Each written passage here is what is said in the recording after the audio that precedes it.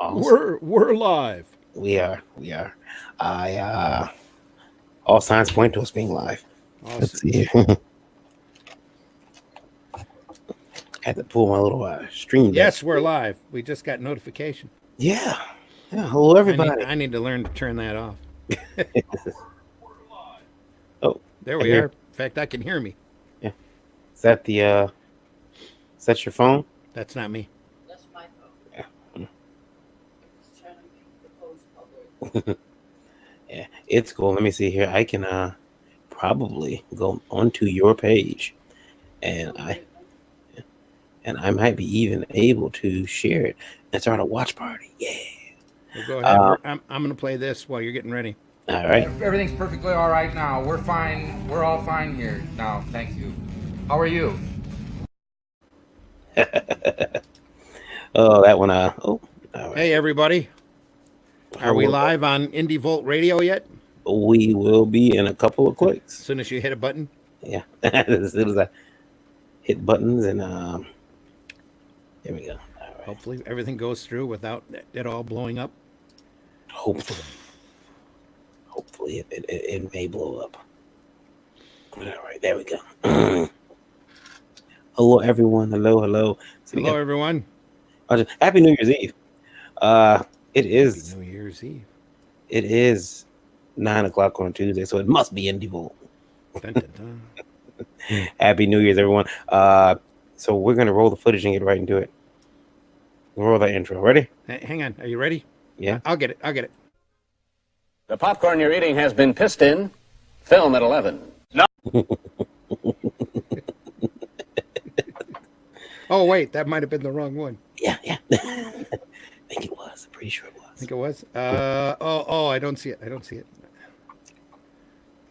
Down. Down. Right on the little Y cat. Yep.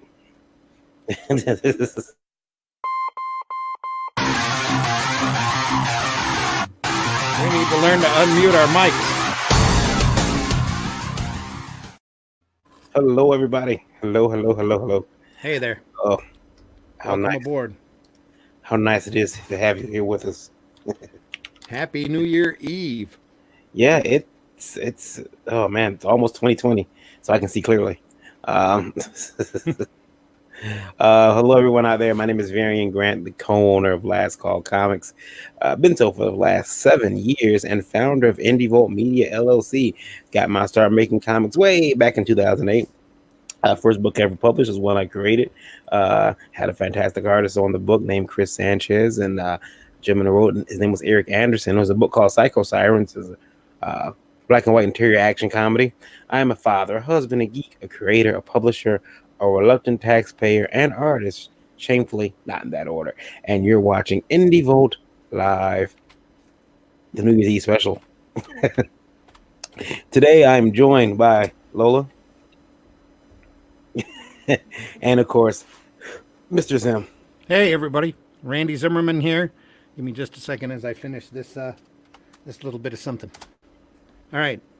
I am an alternative independent comics publisher, creator, all the bells and whistles, everything that. Hang on, I'm still looking to get me back to the board here. There we go.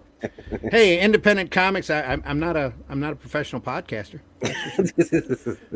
Independent comics creator, publisher, done just everything in the direct market that you can imagine. For the last 10 years, I've been printing my own newspaper. That's a comics and entertainment paper we've circulated around the Flint, Michigan area. After 1 million copies and disappearing advertisers, we were giving it away for free. Moving 10,000 copies every issue. Moved 1 million copies here in the Genesee County area. Decided to stop and start looking at the direct market again, and lo and behold, there's all this YouTubing going on. So here we are. Right now, I've got the Zim Geek channel on YouTube that I haven't added any content to in a couple months, but I will get around to it soon. And I'm working on my own little project. So I'm an award-winning commercial and graphic artist. Living just a couple miles outside of the Safeway,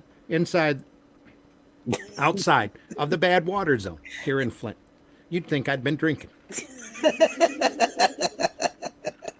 Yes, and unlike most and it's New Year's Eve. He's right. Unlike most indie vote shows, we are drinking tonight, which which is going to be a change in tonight's show, Because Randy. it's New Year's Eve, except for Lola, who's not feeling good, so Yeah, she's not drinking. she had planned on it, but now she's not. And she's running the standards and practices and can dump us at any time we get too far out of hand. Should we pop the warning label up? I Go see. ahead, it's I there. see you added it. Yes, because that will be unlike most shows tonight. TV. Weird. TVMA, Mm-hmm. DLSV. I know one is language. Is that the S is sex? Doesn't D stand for diversity? Diversity, language, sex, and violence. um, yeah, no, that D's for diversity. I'm pretty sure that's what that stands for. I'm here, so it's diverse, right? I'm here. We're all diverse.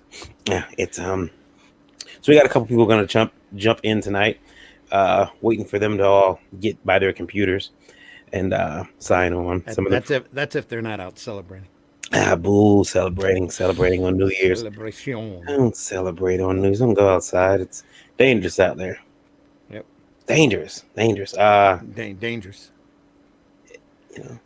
just not doing it. Randy, Yes, sir.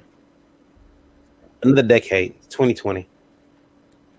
Is it a new decade or the end of the previous one? Well, I guess the end of the previous one because All depends on who you talk to. Let's just spin the wheel and call it the start of the Roaring Twenties.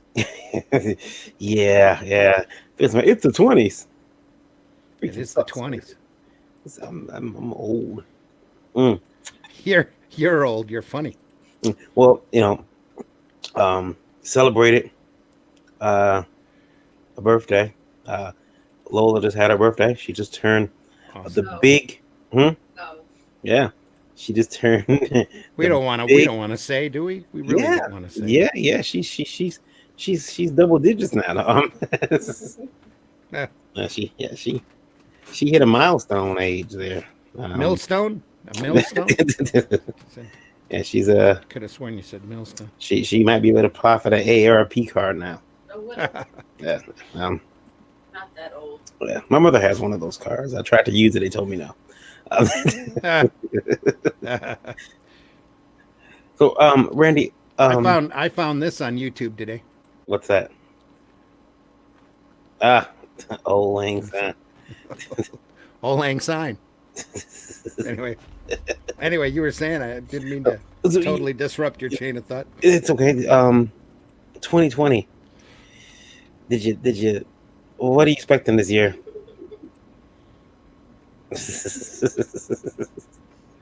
Lots of that. Yeah. What am I expecting this year? I'm expecting to get some stuff done. Yeah. And I'm expecting to have some stuff done and to get some great comics. That's what I'm hoping for, to keep in. We're pushing buttons. Okay. How you doing, JR? JR says hello. Hey guys. Hey, JR. JR, Happy New Year. Happiest of New Years. Yeah. So we're not quite there yet. I guess they're already celebrating around the world. Yeah. We made it. 2020. 2020. Didn't think I was gonna make it, but here I am. Isn't that the year of the Jetsons? That's what I keep seeing on Facebook. Is it? Where the fuck is my flying car?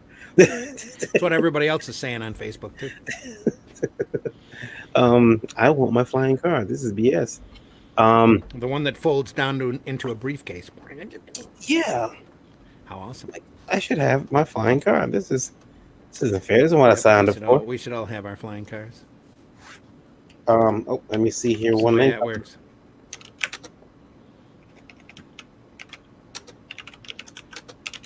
Let's see. Joshua still wants to know where the hell his flying car is. Yeah, I mean, he's got a point. I mean, we all just want our flying cars. I'd be all right with a land speeder. As long as it didn't launch me out the ass end of the speeder. I'd be all right. Randy, I do want to talk about some big news. I would say Is it breaking? No, yeah, I guess kind of breaking. He's been a friend of mine for a couple years. One of the first people to actually pay me for my comics. I've talked about that before. Oh yeah. He was foolish enough to pay me for my books, and that is It's foolish to pay for my books. Foolish. Yeah, I mean, and that is Mr. Dennis Barger Yes. of Wonder World Comics, and Dennis announced something. Was it yesterday? Yeah. He announced something, and if you don't know Dennis, just look him up. He's a would Very you, vocal retailer yeah, would you of call him a would you in the call him direct market of comics. would you call him a retailer's advocate? In a way, but I would just say he's very vocal. He cares about what he does, and he Mhm, cares about the customers that he has, and he's not afraid to speak his mind when, mhm. especially if he's not getting listened to or not getting the satisfaction that he feels he deserves. That's Yeah, all. and Have a lot of appreciation for people like that. he announced that he is now diamond free. No, no, no. Well, He's he's done with Diamond's weekly deliveries. right. Done. That doesn't Okay. mean he's done with Diamond. He's still going to take some stuff up, especially the specialty stuff that he can turn around on the eBay or the Amazon Mhm. and deal with it. It's just that he's not going to cater to the weekly market anymore, which means he's not going to be ordering the Marvel and DC product every week, and people will have to fend for themselves if they're looking for the new kind of product, because quite frankly he didn't see in his own words, he didn't see chasing good money after bad, Mhm. so it was time to go. And he Um, wasn't getting any satisfaction from Diamond, and in fact I guess he had been banned from the retailer summit yeah, because he did Mhm. get vocal. Yeah, he was bad. They, You can't. and he said, why bother, why am I giving Diamond this weekly money that I have to worry about every week if I'm going to be able to cover, especially if I don't have people coming in on a regular basis to pick up this stuff. So the UN done. Um, do you think that says something about like if he I can think get I rid of think stuff he is every one week? of many people that are coming to that conclusion, and that's just going to continue to happen until the market situation changes. I mean, he just dumped weekly comics. That's crazy. Yeah. Hey, Simon, how's Yes it and going? yes and no. Yes and no. Okay. You know, he says he's making a lot of money off of his Amazon store and off of his extra sales. Hey, Sim, happy New Year. He says he's making money, and I mean, and I don't doubt it. I mean, Dennis does very And well. for those not in the area, Dennis had a tremendously large store, Wonder World Comics, for many, many years. I believe he's got a place in Warren now that was a theater. No, it's in Monroe. Monroe? In Yeah, Monroe. yeah, My mistake. yeah. There was a But it's theater. it's it's down there in Detroit, in the Detroit area. So Um, yeah, and that's the Wonder World was there for quite a while. yeah. Lola remembers going in there when she was just a small little A cup at one point, and now, uh, I think we went. Did we go there his last week there? And I have to say he started moving. If we visited, Yeah. I believe could be wrong, but yeah, then he moved it to another location. But him leaving, deciding no longer to do weekly or to take weekly shipments from Diamond, Yeah. um, that just shows you like how sick and tired retailers are of what they're getting. How very sick and tired of the mainstream products that Yeah, they're done with. and he did say in a post that his new store is going to focus heavily on indie, Yeah.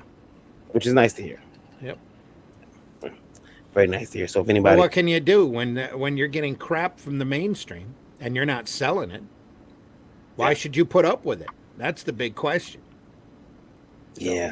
you tell the rum is kicking in. Anyway, Don't have a graphic for this question, but is it graphic? this is not. But I did get a question. I'm going to paraphrase the question Okay. that was sent to us, and it was from a gentleman who owns a comic store, Oh, and he was saying that he understands that one of the ideas that had been floated was still, well, and it's been I guess it has been done already. It's not that new of an idea, mm-hmm. but you're the store, okay? I'm Diamond. Lola is the the comic publisher. Okay. Lola says, "Hey, Lola gives me a bad deal as a distributor. I call you and I say, "Hey, Randy, I know you want Popsicle Stick Man, issue number 50. It's gonna be a big issue. I know all your fans are waiting for it. But here's a problem. Um, for every issue of Popsicle Man I send you, and you got a substantial order here, you have to also purchase a Popsicle Stick Girl, which is a low selling comic that no one wants. So Isn't Marvel? Isn't Marvel kind of doing that now with the variant covers? If you want they the hot are. variant cover, you have to order the other really semi lousy covers, Yeah, but and it's make do. he was saying this is just to get the book anyway, like to get variant covers. Be damn, this was Well, an independent publisher isn't going to be around for very long if they try something like that. yeah. But if Diamond, Diamond does that with Marvel all the time. Mhm. So, but and DC, I believe, does the same type of thing. I don't know. I haven't. It's been a long time since I've retailed. I retailed for quite a few years. Ran a store in Flint. Ran a store in Bay City for quite a while. Met my wife at while I was retailing comics. Yes. So. I don't know. I don't know. But I yeah, don't. it's a tough market. And how any retail account that's still out there that's been there for more than 10 years, God bless them because they don't have it easy. Yeah. Yeah. They do Um, not have it easy. the store that I used to go to, the gentleman who owned the store actually never had a diamond. And he recently passed. Like he recently passed away, but he never had a diamond credit. He paid his bill every cash or check, whatever it was. But he prided himself on the fact that he never owed the money. And he said, "I'm never getting. I'm never going to get behind on those guys." And, Diamond works a lot. The majority of the customers that work for Diamond, from what I understand, are in the same situation. Mhm. Some of the larger chains are floated some credit. In fact, there was a big major chain, I think, that went out a year or so ago that owed Diamond a couple million Mm, in comics. So they were just going to file for bankruptcy and say, hey, they're a creditor. We're done. yeah. But I don't know of anybody locally here that is big enough for Diamond to float credit to, and they're very cautious about doing that because Mm, they want that weekly infusion of cash. And in fact, if you get behind more than 1 or 2 weeks, they cut you right off. And then once you're cut off, you're right at the bottom of their list. mm, And it's good luck, Chuck, trying to recover. I had a local retailer here that wasn't too far away from my house that lost his Diamond account because he couldn't cover his bill for a couple of weeks, and he was screwed after that. He could not stay. The business didn't stay around for very long after that mm. because he was always playing catch up with Diamond. He was paying Diamond money, money, money, and Diamond was sending him books that they had left over sitting in the warehouse to fill the order up to the one that he had, the previous one that he had paid for. He'd Yeah. send him more money. They'd send him a little more of books that were a month old. And you can't survive like that in this kind of market. You have to be there every Wednesday in order to attract a regular customer base. Yeah, you have to be there. Otherwise, oh man, that's And it got to the point he just threw his hands up and gave up. he really was messed up, wasn't he? Yeah. Um, Now, 2 owners later, in the same location, the store doesn't have a Diamond account. The guy just deals in back issues and independent books. and unfortunately, that might be where the money's at nowadays. I think that's where a lot more of the money is heading towards. Oh, just look at the crowdfunding stuff. Yeah, Whew. I don't have any money. They're taking all of our money. It's the big cry now. That and piracy. You know, Mm. all of the money's being drained out of the market because of these damn crowdfunders and piracy. It's like no, they're not. Your bad quality books are what's costing everybody. Everybody. That's why retailers are stopping because they're looking at it and they're shaking it. Why am I selling this shit? How come I have 100 issues of Iceman #1 still sitting on the shelves? That guy isn't even writing for Marvel anymore. Randy, where do you think you can make the biggest impact at as a realtor? Wow, as a retailer, Running a or mobile furnace? you can drive around and burn comics? Recycle. I'd recycle first. You should always recycle. As a retailer or as a publisher, like maybe head of Marvel or DC? Where could you really stick the diamond at? Where would I love to be Yeah. right now? Give me one of the big mainstream companies. Mhm. Absolutely. Just so I could push Diamond around. I'd have fun. I don't know how long I would last. But the first thing I'd probably do is lose the majority of my talent and, a lot of, well, I already don't have a whole lot of respect for Diamond in general. But like I said, I would hire somebody specifically to do nothing but make sure that Diamond knew that not only did I exist, but I was not happy. And it'd be whoever you had to call. You just stay on the phone. That's your job. Your Yeah. job is to grow that phone out of your ear and to drive Diamond insane. Just keep calling them. That'd be my goal. Yeah, just keep calling him. You are a Diamond representative. Just keep calling him. Just keep calling him and make sure that everything's smooth, you know? And then I'd worry about the internal product. But I would also hire somebody to go directly to the retailer and start talking to them. What are we doing wrong? What do we need to fix? What's the big problem here? How come, we want to add a zero to your numbers. We want you to make money selling our product, lots of our product. How can we do that for you? And when's the last time Marvel or DC ever bothered to do that? None. Over 10 years. Because they don't have any, there's nobody there to do that now. They've trimmed and they've cut their fat on their executives, and everybody's got their own individual job. And Did they ever have anybody that went out? oh yeah, Yeah, would go to the stores and say, "Hey." yeah, they used to. Hmm. Heck yeah, you'd get visits by. Hey, there was even a time when Marvel and DC used to do conventions. Oof. They would set up at shows and actually do portfolio reviews. Yeah. Holy cripe, and look for talent and actually judge talent and run into people. Hey, so-and-so, you haven't drawn a funny book in, 20 years. What are you doing? Well, I'm working in the video game business because I couldn't make ends. Dude, you need to come back because I liked your style. You can get a book. Come on. Yeah. Where are those people? They're not there. They're not because Marvel and DC especially don't care. They don't care. They don't care about the comic market at all. They're just selling widgets. They're too interested trying to sell toasters or what is it? Life-changing socks. That's what They're never gonna get over that life-changing socks thing. Never. Yeah. They embedded that into everybody's mind. That and advent calendars that don't have comics in them. Yeah. So I was at and here can I carry that point for a second? Yeah, sure, go ahead. I was at Barnes and Noble Mhm. over Christmas. I don't know why. I'm a messerist.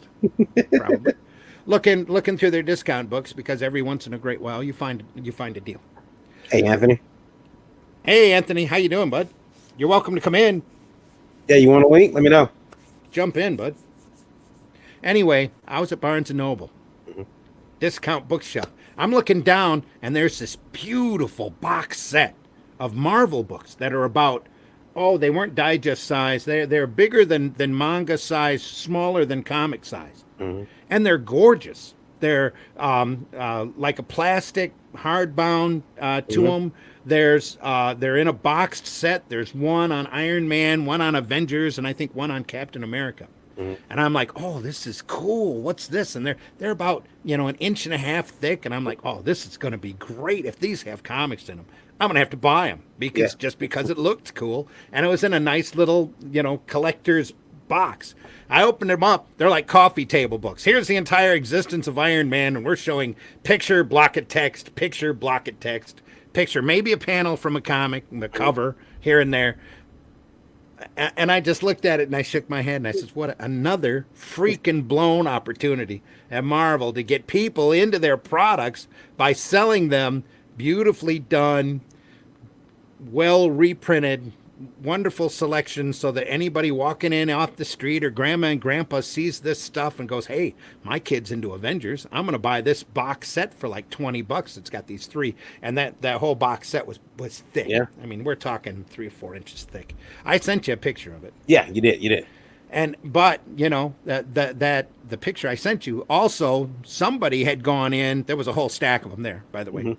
One book, you could tell somebody had already torn the cellophane off of.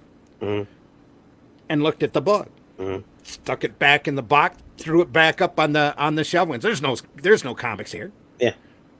And walked away because who wants to read somebody's worse than Marvel Saga. You know, if they were set up like the old Marvel sagas where they Yeah. used little bits of comic all the way through and with excellent, it wasn't even like that. It's just big blocks of text, picture. Oh, here's a picture from the movie, and the book was too small to really be a coffee table book to make it look pretty, but it was big enough to be just awesome collectible. And if it had all had comics, I'd have bought a couple of them and given them away for Yeah. Christmas presents. Would have been awesome.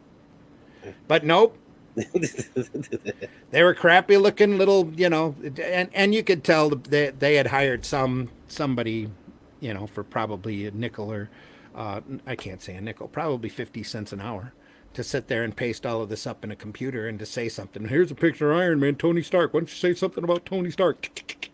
And it was just an inane prose backed up by, a couple of pretty pictures per page.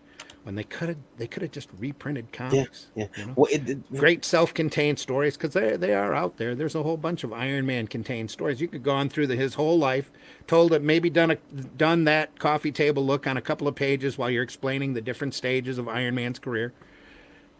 Nope, or the different stages of Avengers because there's been so many. The roster's changed so hard, on doesn't it Avengers over the seem like years. Would have been awesome to see. doesn't it seem like they're a little ashamed to do comics sometimes? Very. Yeah. It is. Well, that's the way it is now. They don't want to. They don't want to do comics. Well, just look at their product. They're not really doing comics, are they? No. They're just doing characters standing around having coffee, talking about their lives. Yeah. So they're not doing the old-fashioned adventure stories. At least none that you're seeing very much of. So Yeah. you have to go back 20, 30 years in order to find those. And you know what's sad, Randy, is that That's what the independents are for, though. That's But why some- suddenly you have $1 million, crowdfunding campaigns. but some of the independents are following them. They're following them right here. Marvel's That's their fault. Well, that's because a lot of these independent guys are hiring these diversity hires that are coming from Marvel and DC once they get kicked out for not being able to sell enough. But they still have their own original ideas that they want to sell IPs to Netflix for. So they go over and they get, little 4 or 6 issue miniseries, whoever, and they push them underneath some producer's nose because they can go, hey, I wrote at Marvel for 5 years until I got fired because my book sucked. And now I'm doing Dead Corpse Walking. Or Captain, and it's not even Captain because they're not doing superheroes. They're doing goofy, made for movie, badly made for movie IPs. Wonder Corpse or 16 and a Goddess or whatever the hell you want to, so Wonder Bitch or whatever title that they can come up with that they can think, if I tweak such and such a property just a little bit, nobody will recognize it. And then they'll ask me to write the screenplay. that Wonder Bitch. I'm sure it's already been pitched. Yeah, Don't try to copyright it. It's already No, been pitched. no. It's They've already got Bitch Planet.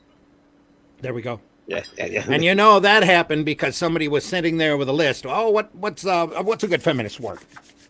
Can't use the C one. Nope, because they can't put that on the stands. And the B, the bitch. Oh yeah. That's kind of on the edge, Yeah. And what makes it sound science fiction-y? Star bitch. I'll save that one for later. And they're going through it and dig it up. They can't use Star Fox because that's the wrong impression. Yeah, You want to man, give a that's positive Nintendo. impression. Nintendo has that.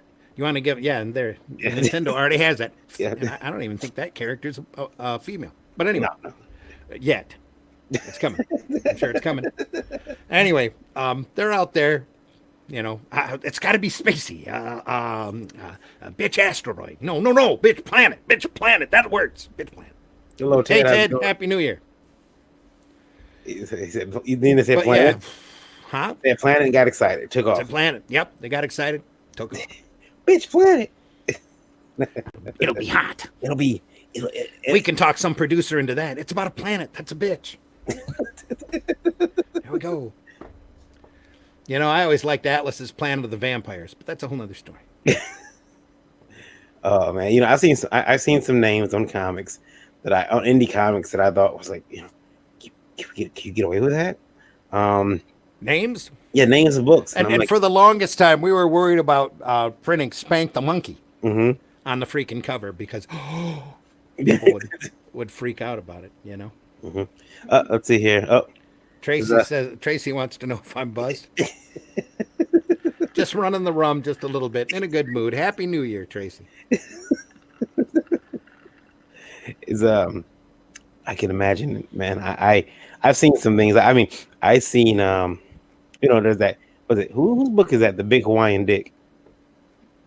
Hawaiian Dick. Yeah, Yeah, it's a detective book. yeah, yeah. Yeah. Hawaiian Dick. Yeah, way back when they used to have an awesome strip. And I don't remember. He's a buddy of Of Jim Angry. Engels. Says Trico's phone is charging. He'll chime in soon. Okay. They used to have a regular column in the comics reader, a regular strip called Dick Duck Duck Dick. That was a story of a detective. Happy New Year. That was a duck. Happy New Year. Yeah, But I always loved that strip. Dick Duck Duck Dick. I seen a book. Oh man, I've seen some really weird books lately, and indie books that have names that you would not, you would think, you can't name your comic that and expect it to go on comic shelves. But some of these guys, I guess they don't, they're not writing for the comic shelves. They're writing for that Netflix deal now. Yeah. That's it. Or the new cable company, the HBO at night or whatever. The latest streaming service wanting to be on the cutting edge. Yeah, I know, I know, I know a black creator, and he has a book uh, that has the N word, the derogatory name for a black person in it, but it's ninja, you know, It's a and double N. yeah, ninja Uh-huh. and ninja N, Ninja and Ginger. yeah, exactly. And he's got that he's dropping it this year. He's like, See how ninja, far he drops it. ninja Hmm. coming, 2020.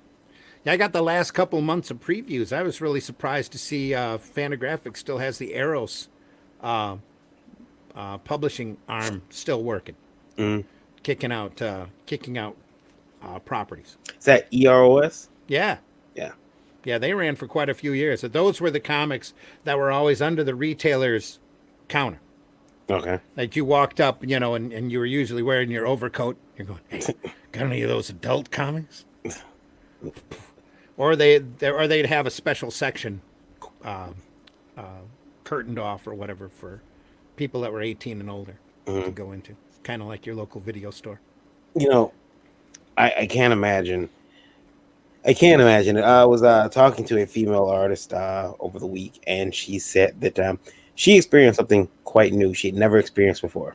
Oh, Uh, Someone had bought her art, and she does draw naked girls. okay. She'll draw your favorite anime, cosplay, comic book, video game girl naked. And she got into a little trouble recently because she had started drawing cosplayers naked.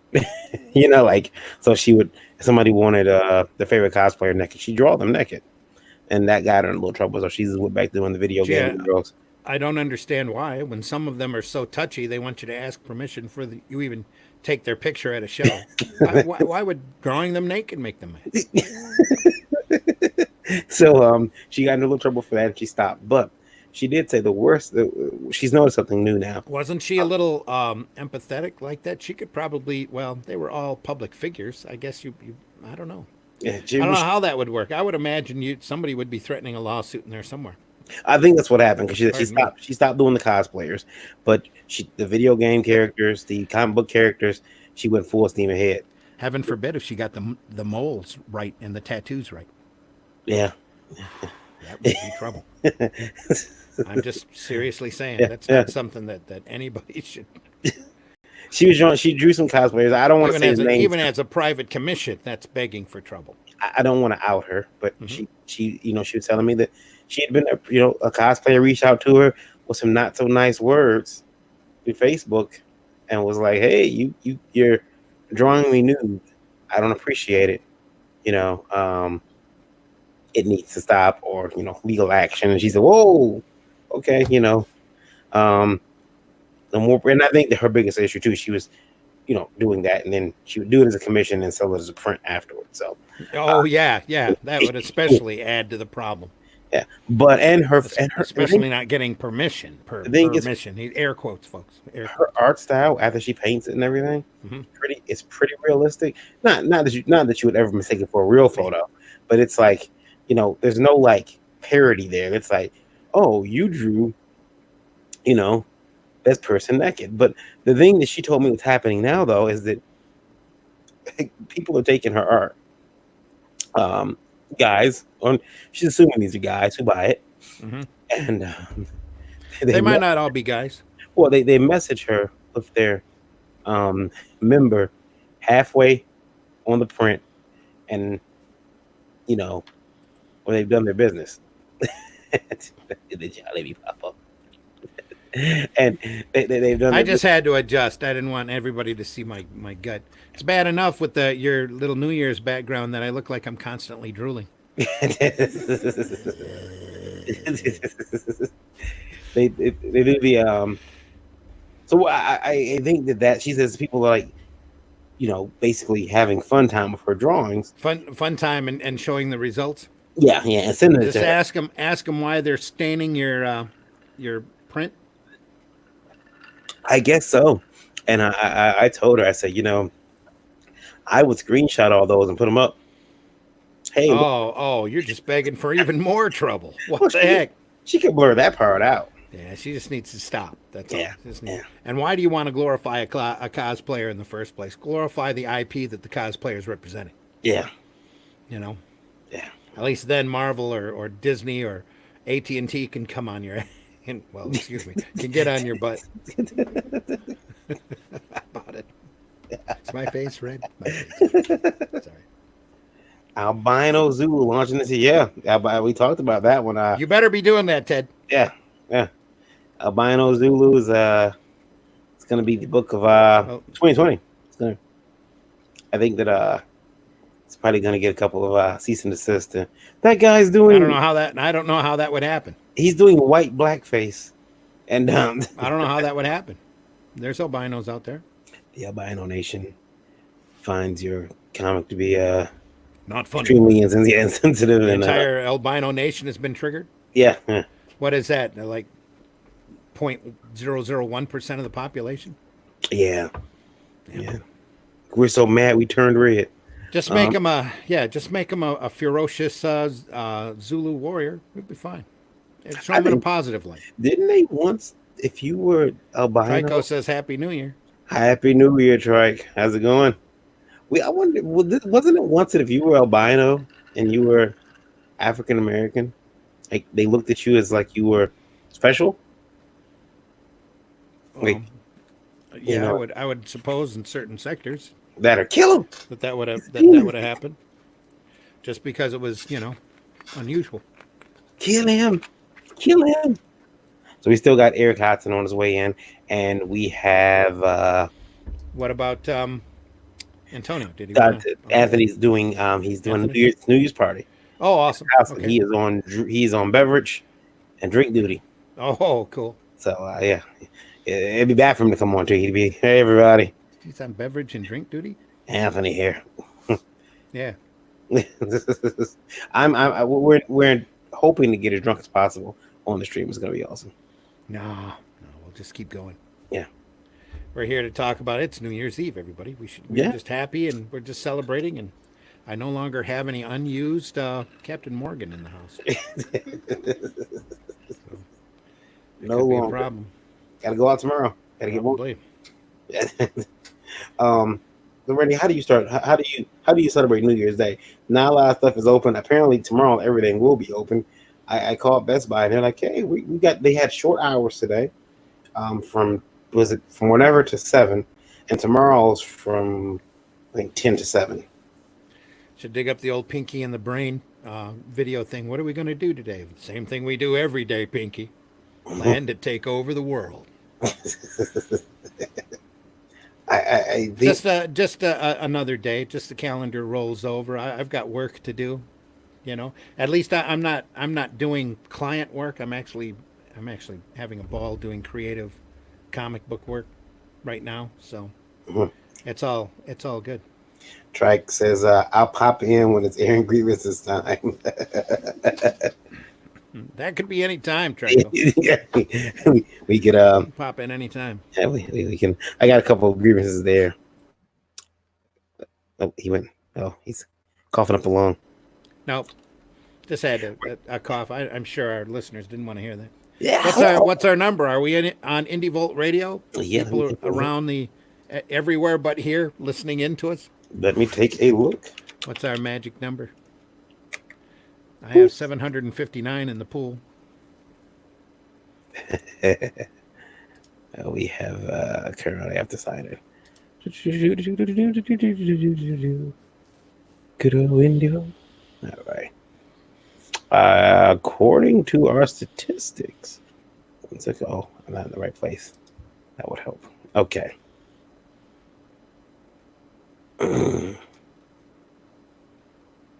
That was a grunt. All right. No, yeah, yeah. So right now we are at 695, and we should out of 691. Yikes. 691. 691. Yeah. They're running. They're running. Oh, they're talking about us. We Yeah. need to go. Hey, everybody, we're showing 5 people watching, and there are no likes hit so far. So make sure you hit that like button. Any type of communication that we have with the YouTube goes to help the algorithm, and who knows, someday we might get monetized if we get enough people subscribing to the Indie Volt channel. Someday we'll know why Samson loved Delilah. Um, Someday our ship will come in, I guess. yeah, it's got to. It's got to. Heck is this? Oh, and we lost somebody too. Ouch. Like, screw these guys. They're just drunk talking. We're done. We're done. Yeah. It's not funny anymore. I'm getting off. Getting off the air, that is. You were an angel if you were an albino in Africa. Ted says, yeah, see? Yeah. Now, if you're an albino in America, you end up being taking the name Angel and getting on a stripper stage. So yeah. I don't know. I don't know about that. Nah, poor stripper. My stripper's name's Cinnamon. Not anymore. No. That's like the preferred stripper name, Cinnamon. Randy, dumbest name you heard for a comic character? Oh man, there's so many. How do you go? Crazy Quilt, Tommy Tap Tap, superhero character. I'll have to think for a minute for superhero character. Some of them are intentionally bad, you know. Well, I got one for you. Captain Sprocket. I heard the stupidest one ever, and I don't care the publisher's watching. Rip ass. There's a Supergirl villain called Rip Roar. Mm-hmm. That was on the TV show, and the wife and I are looking at each other going, Rip Roar. What a screwed up name for a character that is. Holy crap. Who gets paid for that one? It was Somebody's camera is incredibly dark. yeah, it was Eric's. He's Yeah, I'm in the car. Oh, there he is. Second donation. Destination. Second donation. Well, I am contributing. We've had just a few drinks already tonight, right? I'm glad you've got somebody else driving for you. Yeah. Say hi, somebody else. Hi, somebody else. hello, Margaret. Hi, somebody else. Is that a He does it to Burberry? me all the time. I'm gonna be just as lame. All right, so what are we talking about? What She's- nonsense? She's that the a Burberry designated scarf? driver? What? What? Sorry. Is that a Burberry scarf? You wearing? Is that a designer scarf? Yeah. Yes. Yeah, it's just fancy. It's the same one MJF wears. So Happy Evan New Year, Evan. Happy New dumbest name for a comic book character you've heard, Eric? dumbest name for a comic book character? Yeah. Spider Gwen. Good point. Hello, Dave. Happy New Year. Yeah, you good Dave point. the Supreme. Not Well, a bad name for a character. And they were having that whole time period where they were just trying to, because they did Gwenum and they did all these other stupid puns. I mean, it's the time period of Marvel deciding not to take itself seriously. I heard today Is rip that- ass, so that's that- what made me think Has that time passed yet? Yeah. Yes, and Rip Ass's power is actually farts, but the farts propel them through the air. They can fly. I- Oh, that's not bad. That's funny. Yeah, that could work. I remember when I was a kid, one of my favorite magazines was Wizard magazine, and they had the Mort of the Month where they would feature. Uh-oh. And he's gone. Sanderson Practice Academy mentioned Wizard. Ralph, yeah, Ralph Ralph Griffith used to have a character called Toilet Man. That was pretty good. Had a little flusher on his forehead that he could pull. Mhm. There he is. He's back. There he Hold is. on. He's trying to come back. What happened? There you go. Okay, sorry. Hey. So anyway, they had Mort of the Month, Mhm. and they would feature like the worst character they could figure out for that month. And I had one. I had this art desk where the surface was all destroyed, so I started collecting magazine clippings and pictures and stuff, and put um, plexiglass over it. So I had this really cool desk with all these stuff on it, and I put this one on there. This is my favorite one. It was this villain called Peeper. His power was he could see far, and he had these weird bug eyes. And I think it was a John Byrne designed character. I remember the art style kind of looking like John Byrne from that piece. But Could be a villain of the Great Lakes Avengers. Like oh yeah, Great Lakes Avengers. Yeah. Yeah, but that's an independent book thing though. That's actually kind of a funny. It was hilarious. They had little scenarios set up with little toys. You had those Precious Moments. no Toy Fair. Toy Fair. Oh yeah, the Toy Fair. They had the Twisted Mego Theater in that one. That was funny. Precious. I remember they had Precious Moments toys, but I remember when Toys R Us went really hard on American Girl. They took down a whole section of the store. They went like at least 2 hours wide with American Girl dolls, and these are expensive dolls. And I'm like, no one's gonna buy this crap, and no one did. And so if you pass by Toys R Us now, if you look in and you look real far, you can still see the American Girl banners hanging. Where nobody bought that crap. Yeah. American. Mm-hmm. Solo was really the reason they went bankrupt. That's already been pretty well accepted. So have you guys already done your resolutions for 2020? No. You have one? Oh yeah, 2020 is going to be a year of Dinosaur Man. I mean, Okay. I'm all in on it. As soon as Piper is wrapped up, I've got 7 or 8 strips for the webtoon that are already plotted. I just have to start getting them drawn. Mm-hmm. And I have designs for action figures in the works. So far, that train's still moving along. Good. If you check my Instagram, I did a baby Yoda sculpture, which is kind of nice. Cool. So yeah, that 3D printer has been my favorite thing of this year. Getting that. Your Instagram is Dreaded Dinosaur, right? Correct. Yeah. Dreaded Dinosaur. If you want to check out Eric's Instagram, see the baby Yoda. That sooner or later. Yeah, hopefully by the fall, I'll be crowdfunding a Dreaded Dinosaur Man book, and I want to put together a large enough team where I could do like a 100-page giant or something like that. Pretty cool. I'm telling you, listen, I don't know if you heard this, but apparently, because listen, Marvel's done the research. Apparently, if comics don't sell, let's do a storybook. Just one picture, block of text. It's like the old golden books. Yeah, turn the page. You don't even have to draw it. You can go on Fiverr and have somebody draw it there. Yep.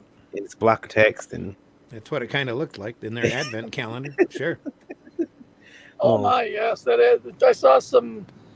saw that advent calendar. That was so disappointing. Like, really? You're a comic book company, I guess. They're not. They're too interested in selling toast and life-changing socks.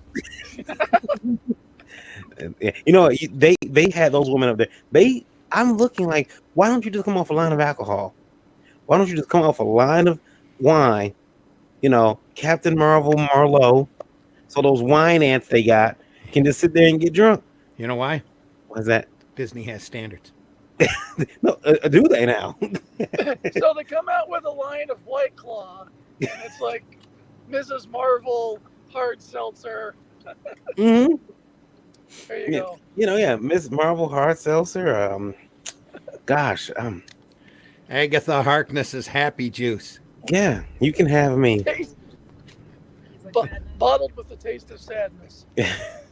See a DC doing a Mad Dog 2020. I mean, I think the Professor X should have a drink, like something that makes you really get up on your chair and dance. Um, Or makes you go blind. yeah, Yeah. yeah.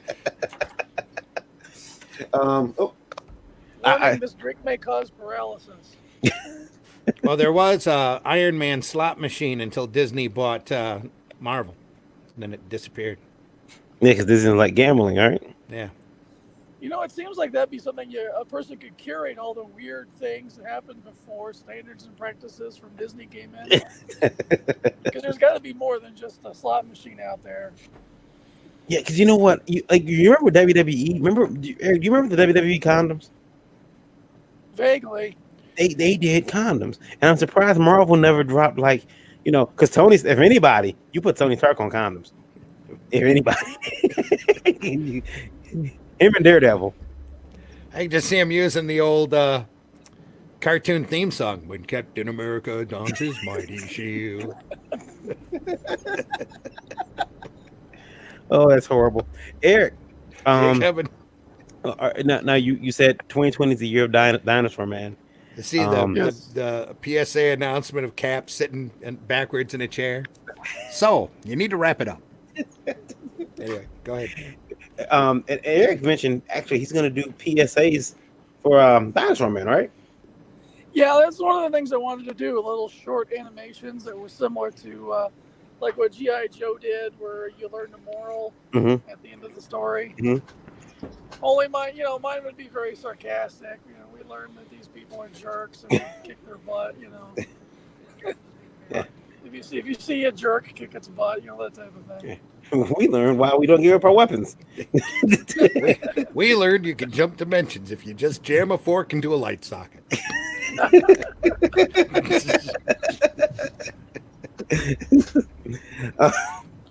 Oh, that's horrible. That's horrible. Don't listen to Randy, children. We have the TVMA I'm going to another. DLSV up. So I hate my life. I'm going to another dimension. So, have there been any supervillains pop up since that toxic ooze spill? I haven't heard. No. There's been some weird things going on. around the Jackson area. No, that was on No, there was the 696. one here on 696. Oh. They had the toxic ooze spilling out onto the freeway. Yeah. This was like 2 weeks ago. Yeah. The turtles And, ooze. Yeah, it takes a while for the mutations to develop. Well, I'm expecting either multi-armed people or a lot more people with lymphoma. So Well, it was really weird. At first, they said there's no problem with the water. We know how that means. We know what that means in Michigan. There's a problem with the water. And then, first of all, it's Detroit water, so there's already a problem with it. But Yeah. this in no way makes it bad. Not as Detroit bad water as- is much better than Flint water. I posted it. I posted it in a group, and the guy said, "Oh, that looks like a dye that we used, so we can tell if there's a crack in the inflow or the the outlets. It's completely harmless, but it glows very bright green, just like that." Sure. Nudge, wink, wink. Well, that was in a Ninja Turtle group I was in because I posted like, "Oh my God, guys, it's happening." Yeah, I was And going to then, say, please ignore the turtles running down the highway with ninja weapons. And then he said then it came out that it's completely harmless. And then like 2 days later, hey guys, it's not harmless. We don't know what happened. So like you're right, Eric. We're gonna have some ooze babies running around here pretty soon. That's because it takes a couple of days to get the results back from the lab. Hey, guess what? This is actually trianoxide oxide bisulfate. Holy crap, don't even breathe that stuff. It's just been oozing out onto the expressway for the last 2 weeks. Yeah. You're all gonna die, and It's radioactive. and it's in your water. So I got to ask, did either of you dump your Disney Plus subscriptions after Mando was over? No, not yet. I just got a Disney Plus subscription, so I'm not dumping it right away. Did you dump Have you yours? have you have you finished Mandalorian I yet? have. I Oh went man. through it, and yeah, it didn't take long. Actually, I held off until they posted episode 8 before I watched episode 7 because I heard it ended in such a cliffhanger. I watched 7 and 8 together. Nice. Did you dump yours? No, because it's my parents, so I'm not paying for it. Okay. It is understood that if you do decide to drop the Disney streaming service because Mandalorian was over, they ask you why you are discontinuing service. There's a box at the bottom that you check and you go, Mandalorian has ended. This is the This is way. the way. It's exactly that's exactly what you're supposed to say. I can see about February there's going to be an announcement that season 2 will be bumped up. Yeah. They're just going to shove money in Favreau's lap and say, "Here, make it happen."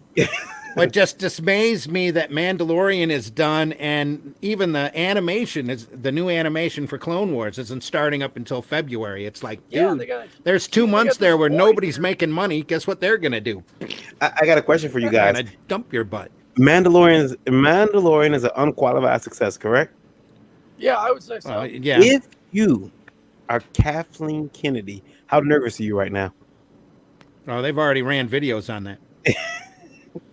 Yesterday, they said that Disney was in talks with Lucas to come Yeah, back come and, back. and run the movies because, well, Feige might be too busy, but you know. Well, there's no reason that Favreau he could have a bigger role in Disney Marvel. He really should, because obviously he's a good showrunner.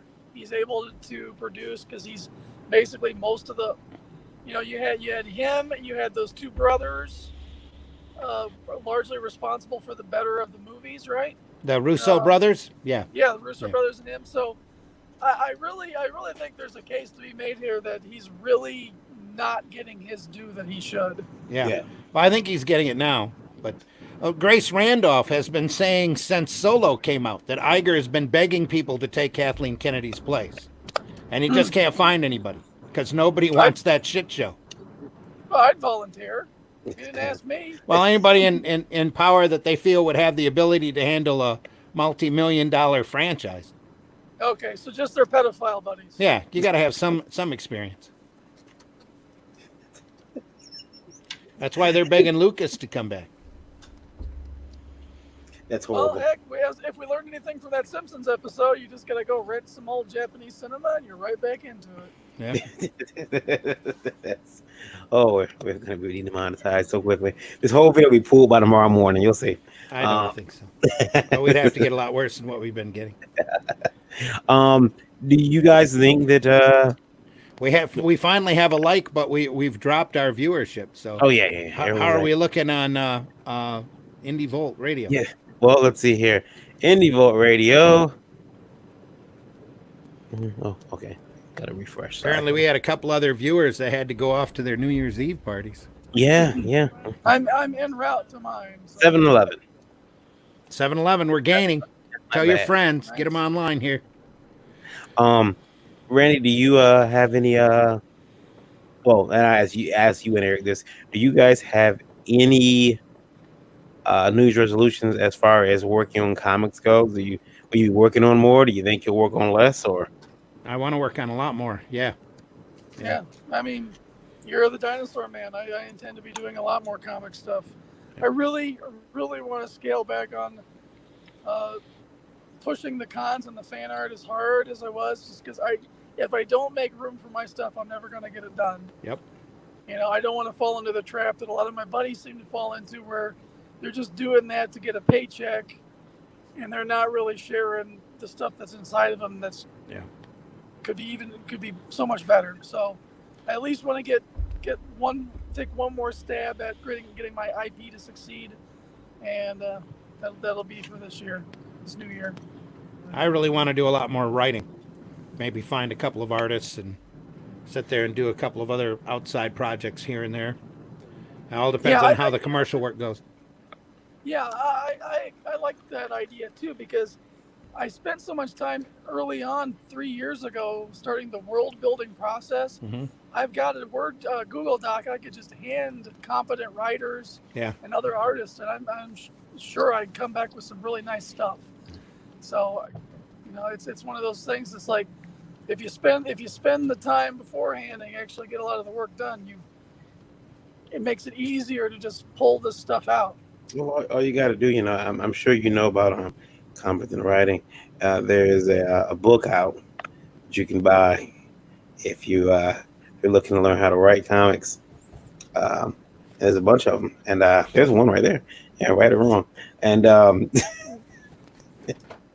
and Trico's in there. Hey guys, Hey, how's Hey, it going, Trico. Trico? I What's heard you up? mention standards and practices hasn't like demonetized you yet, so I'm like, Yeah. oh, that's my cue. I better jump in. Do you got your voice? Do you have a voice? Yeah, Yeah, just barely. yeah, he's now. You guys have any grievances for this year? Oh We'll, god. we'll start with Eric real quick. Eric, any grievances? 2019 has been such a mixed bag for me. I don't know whether to jump off a bridge or be happy. So, We have no life insurance, so you're gonna be happy. okay, I'll be happy because we have no life insurance. I wouldn't qualify anyway. They just laugh at me. Um, but yeah, honestly, personally, 2020 can only go up from this year. Professionally, um, I I will be happy if it's a lateral motion because even though I want to do more with my own IP, I've been getting a lot of recognition in the wrestling community. I have a lot of great opportunities there. I'd love to see that success translate somewhere else. So yeah, definitely a mixed bag, and I am at my destination, so I'm going to hang up with you guys. Say Happy New Year. Happy New Happy Year. New Year, Eric. Say I will see you next year, and I hope the van has got the tires on it because we got to leave for New Orleans soon, bud. Yeah, I'm gonna work on that. Time is coming. I got some others to work on, so yeah, it's been giving me hell. So we'll Okay. see. Happy I'll let New you know. Year, Eric's You'll be the designated first person driver. to know. My wife, Mark. DD. Have a happy All right, New Year, guys. Mark. Happy New Year, Margaret. Bye. Thank you. Bye. Trico, you have grievances. Oh man, yeah, maybe one or two. Can you name names, or can I name Just names? remember that we're on the air. Yeah, I know. Look at me. I And know. part of it is like there's dudes I don't even deal with directly that piss me off and give That me happens grievance. to me all the time. Yeah, I don't know. I mean, I don't know. As usual, I don't like Diamond. I'm really glad about what's going on with Wonderworld. Yeah. To kind of because I don't know anyone that really likes Diamond. They kind of it's kind of a necessary evil, I guess, for some Yeah. people. Yeah, Yep. yeah. But We tolerate that. yeah. I don't know. There's some slick goth car salesman guy I don't like. I haven't even had a deal with him, and I'm like, fuck that guy. Gotta do what you gotta do. Yeah. Do Exactly. you what you got some plans for 2020? I know you got some books. You wrote a script for me that I gotta get drawn. Yeah. You bet. Any other projects you got coming in 2020? Not too much. There was a freelance gig that I was kind of dragging my feet on Mhm. for probably 6 months now, and me and the guy, because it was like a ghostwriting job I was gonna do. Mhm. Me and the guy sent some emails back and forth today to where, I'm not gonna do it. Yeah.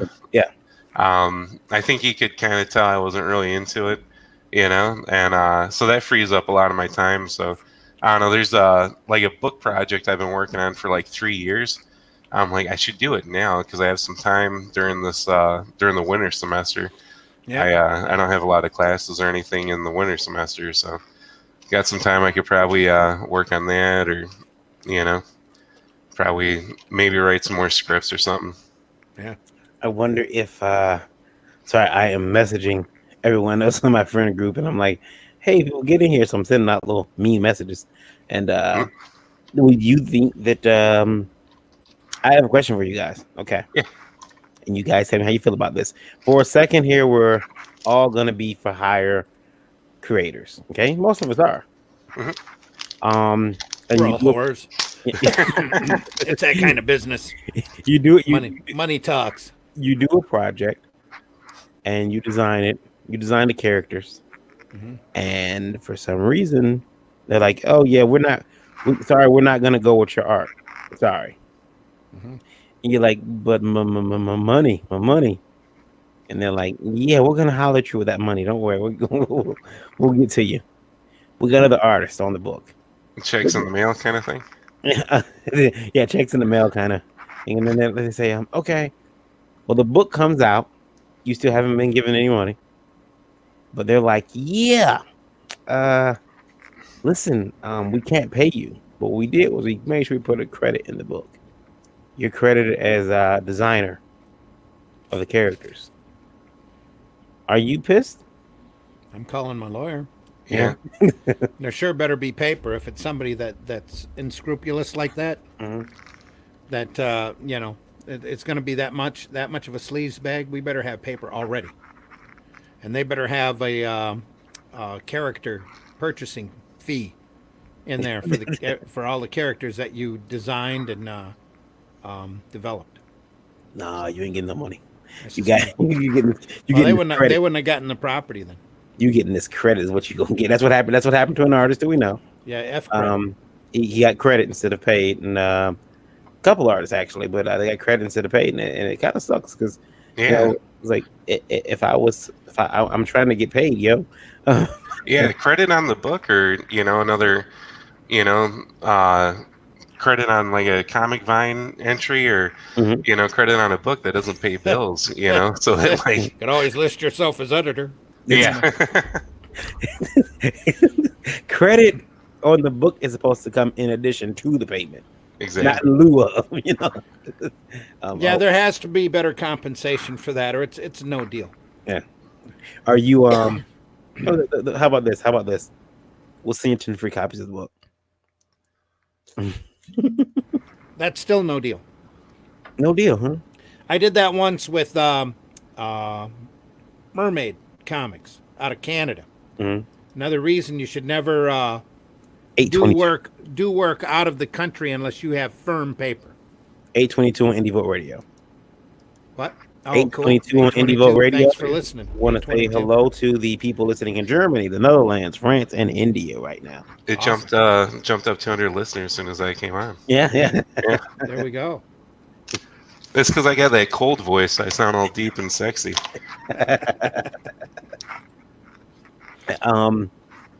Oh man. So, do you guys think now, since do you think what Dennis has done, leaving Diamond Weekly, do you think other retailers now will follow suit and follow Dennis, or I don't will think you Dennis take is the shit? first one to do it. I No. think there's already been a good handful of retailers that have just said done, and that they're keeping the store open, running on back issues and independence. Mhm. That's why you see some independent distributors are going to be springing up, hopefully next year. Mhm. All depends on, I know Peter Cimetti from Alternative Comics is planning on doing a self-distribution gig. I really hope he gets that off the ground as fast as he can. Right now, I don't know how fast that's going to happen, but because he always seems to have one thing or another pop up. Yeah. But I hope he gets it together in the second quarter of next year and starts that running. Yeah. Yeah. I think you will. I think we'll see that by 2020. It'll be something that we'll have an alternative to go to get our books distributed. Maybe just his. Maybe he'll just do his for the first time. Well, he's already doing his to about 80 outlets, he says, but he wants to really expand that out Mhm. and do everybody else as well as many other people's as he can get his hands on. So I wonder if we'll see how that goes. Draco, now you've gone around and you've talked to store owners Yeah. Yeah. about indie comics and carrying indie comics for a company that you founded hmm a couple years back. Allegedly co-founded. Yeah, allegedly. And you didn't do shit.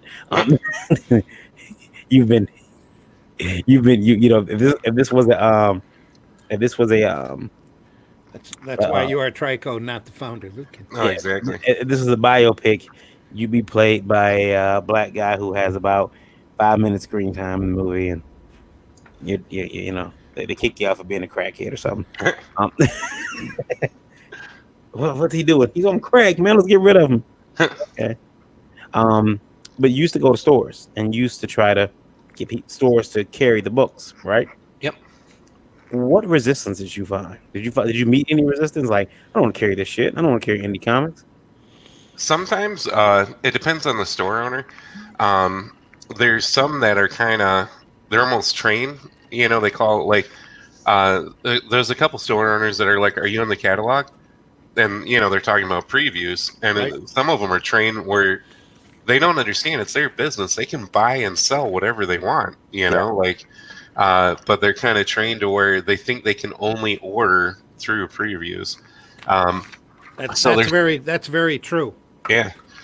There's some that are like that. The ones that usually can tell if the store's doing well and the guy knows what he's doing because they'll look through. You bring in copies of your books and everything. They'll look through and they'll set the ones aside they want. Like, yeah, I got a guy I know will buy this one because it's like a classic pulp comic. Mhm. I got a guy that likes westerns. I'll take one of these, and then they'll be like, all right, I'll take these. And they know right away, and those are the stores that are doing well because the guy knows his customers. He knows what they want, what they're looking for, what they want to buy, and they know how to sell because the customer's not going to come in saying, "Oh, I'm looking for a comic made by Trico," but Mhm. the store owner's like, "Hey, this guy likes old school 1930s detective noir comics," and so I know he'll buy this. So then the guy comes in like, "Hey, I saw this came out," and tries to sell it to him. So with the store owners, there's the ones that are kind of gun shy, like, "Oh, I don't know, let me think about it." Though it was funny because those were always the ones within a year or two went out of business. But the Yeah. ones right away were like, "Yeah, I can Yep. sell this. I got a guy that'll buy this." Those Yeah. are the ones that are doing good. Yeah. Yeah, I don't know a lot of stores that don't carry indie comics. I know a couple. There's like four that I know that don't carry indie comics. They refuse to, like, because they tell me that it doesn't sell. They don't know when they're gonna get the next issue in. They don't know if, and sometimes they say the books are shit. Um, so having said that, you both of you guys have, and me too. I'm a publisher, but I've never had to go in a store and really. I mean, I've gone in stores, and most stores that I've gone into have been very, decent about carrying my books, because I'm going to work a deal out with them when I go in there. Um, but did you guys ever, did you guys ever go in the store and like, and try to pitch a book that you weren't like, 100% sold on, that you didn't really believe in? No. Yeah, sort of. Because a lot of times, when I allegedly was associated with a certain company, um, I a lot of the comics were ones that I hadn't written and didn't have any involvement with. Mm. I kind of knew what the story was or something. Yeah. So I'd try to sell them and everything at the comic store, but I didn't really do the pitches or anything because a lot of the comic store owners are, when they're looking through the comics I bring in, they're just kind of looking for quality of artwork and then what genre it is, Mhm. that kind of thing. So a lot of times trying to give them a pitch, like the elevator pitch, like, "Oh, this is a Coma Fisher, blah, blah, whatever," then that doesn't really work because the store owners don't care about that, you know? Yeah. They just care about what's gonna sell. Um, did you ever have a store owner? Any of you try to have a store owner try to get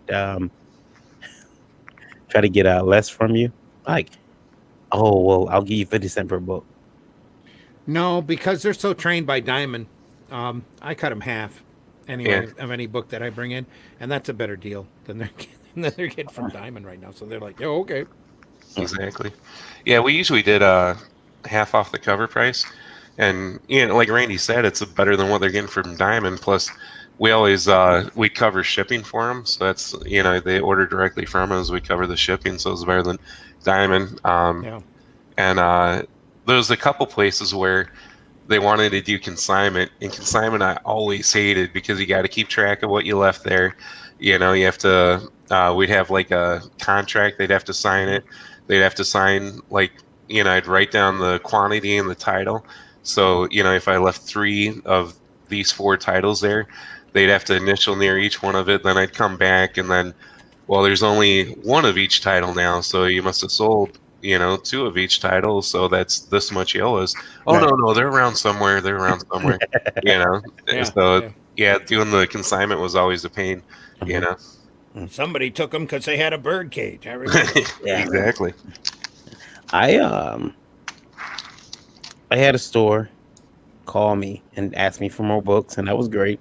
Then I had stores I went back to, and I'm like, hey, I left some books here, and I left them for free. I told you guys to sell them if you can. If you can't, great. But it's been a couple of months. I just want to see if you moved them. And no, I don't think we moved them, but I'll take a look. And they don't really look around. They look around. They basically glance, do a quick scan. No, sometimes we take a lot of that old stuff. We throw it in the dollar bins. Like you didn't know what you sold them because they were completely free, for them. But yeah, I don't know. I never had a book I didn't really. I never had to go in a store and pitch a book I didn't believe in. Yeah. But and because I try to find something about the book that excites me. There's got to be some element in there that excites me. Like, oh, you gotta check out the art in this book. The art is fantastic, and this artist, I don't know how long I'm gonna have him because there's already been interest from people. Hey, you get to say you got his first book, and then that type of stuff. And I wasn't lying, I was telling the truth. My feeling because the important thing is you don't want to lie to these retailers. They're that's your customer. And they have customers. Let me see here. We have Are we still on the Twitch stream today? we are on Twitch, and it is there's nobody there trying to talk to us from the Twitch surprisingly stream. quiet on Twitch. We probably No, chased off no everybody. carrot questions or anything from Twitch this week, huh? Yeah. Lola says they're getting drunk. Is that right? Yeah, Must be yeah. Drunk and high, she says. Yeah, drunk, high, and twitchy. yeah. Mm-hmm. Doing drugs. They're probably all cosplayers. We chased them off. You said what? Talking about carrots. Talking about carrots. Yeah, talking about carrots and wine themselves. That wine. Dressing up in carrot costumes and immersing themselves in ranch dressing. Yeah. In the basement. In the In the basement. basement with the manacles and the ball gag and the cat of nine tails No. that they enjoy immensely. Worst indie comic of the year, guys. Worst indie comic of the year? Yeah. Does let me- Squirrel Girl count? Well, that's not an indie comic.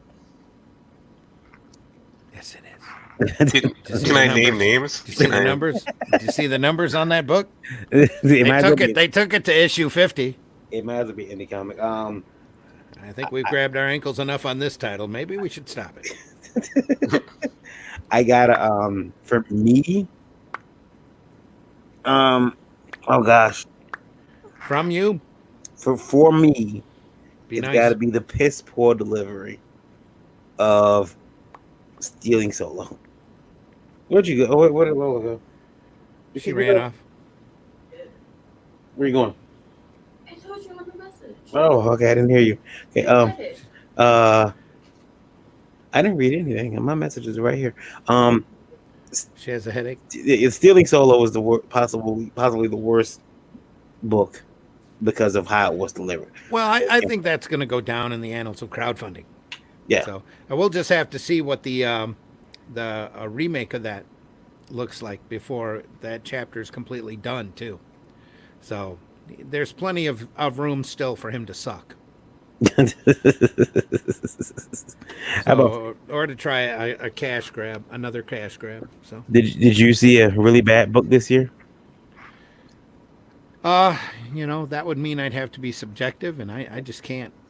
Some books are really good, and some books are just absolute trash, and some books are done by amateurs who don't know any better, and some books are done by professionals that should know better that don't, and then you have Marvel and DC. That's a whole different category. So Do you own any books that sucked? Have I done any books that Have suck? you own? Do you own any? Do I own any? Yeah. Have you bought a book this Probably. year? You were like, shit. Yeah. How about you try? You own any books this year? You were like, this shit sucks. Oh yeah, yeah. I Can I name the books or? mean, if you like to. Oh yeah. That's the books or comic books. That's a whole different story. Yeah. Let's see. There's one by like a writer south of Michigan. Mhm. It's like a superhero book by a company that doesn't do superhero books, and I only read like issue number 2, and it was goddamn horrible, and like I found it in the dollar bin because no one in their right mind would buy this goddamn book, and I still felt like I got ripped off by it, you know? At $1? Yeah, at $1. I know the book you're talking about. Yeah. Well, You know? I have a I question. paid cover price for those. I would have been so pissed if I paid cover price for it. I'm not done. I think it was signed by the writer too, because it smelled like hair grease and Ben Gay and Stop. Randy, how does a bad book happen? Hang on just a second here. I found. How does a bad book happen? How does a bad book happen? Incompetence. There's always a stealing solo. How did stealing solo happen? I didn't know that was going to go on. I thought I was just making money. Anyway, there's any of a number of ways, and how it's easier to ask how that doesn't happen, or how can you keep that from happening, and that is to care about your product. Take your time and do the best that you can, because I have found painfully in my career that it's always the books that you begrudgingly do, or the projects you begrudgingly do, or that you poop on, that always come back to haunt you, no matter how long ago it was. And I still have a few titles that come back, and every once in a while it resurfaces, and you go, yeah, I remember working on that book. I do so much better than that now. Or I will never make that mistake again, or dear Lord, that was a shitty printing job, or any of a number of things. So. Mariah Carey has been hacked. And that's news? What is that news? Her Twitter has been hacked. Heaven forbid. Somebody actually sent around an apology for a Christmas song? No. Her new Twitter message. Should I put it up on screen? She belittled Taylor Swift again? What? No. We got the TVMA up, right? Yes, we do. Why? Is there swear words? Yeah. Are there serious naughty bits? Not naughty business. I mean, there's no nudity. Well, that's disgusting. There's no nudity, but although who knows, Mariah's known to be a little loopy. Maybe she wrote this herself. I always found Mariah to be cute at certain points in her career, and well deserved of seeing naked pictures. But that's probably the rum talking. There's her Twitter. There she is. Wow.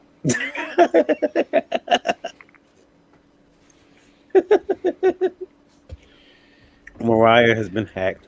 Obviously hacked. Yeah, so it's wild. Pretty wild.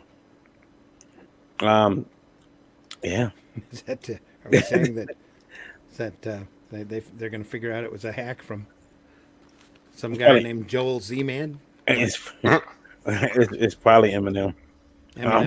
He probably actor. I would imagine if it was Eminem, he wouldn't have put the AS at the back of that word. Yeah, it's pretty rough. My God. Well, she's been hacked. Let's see, anybody else? Sorry, I'm looking at Twitter to check our mentions. How dare you? You have stolen my dreams and my childhood with your empty words. Just saying.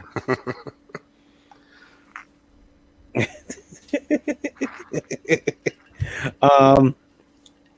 All right. So 2020 is a couple hours away. 1 hour away. Hour and a half away. Um. Will you, gentlemen, be well? I guess since you guys got books and you're both doing books. Except for Trico. Trico doesn't want. No, I'm just kidding. um, do you think that 2020 is going to be the year of the indie comic, or is this it? Have we seen the apex? No, no, I don't think we have. I think you're going to see a tremendous upswing in crowd-funded books. Mm-hmm. That's what you're going to see.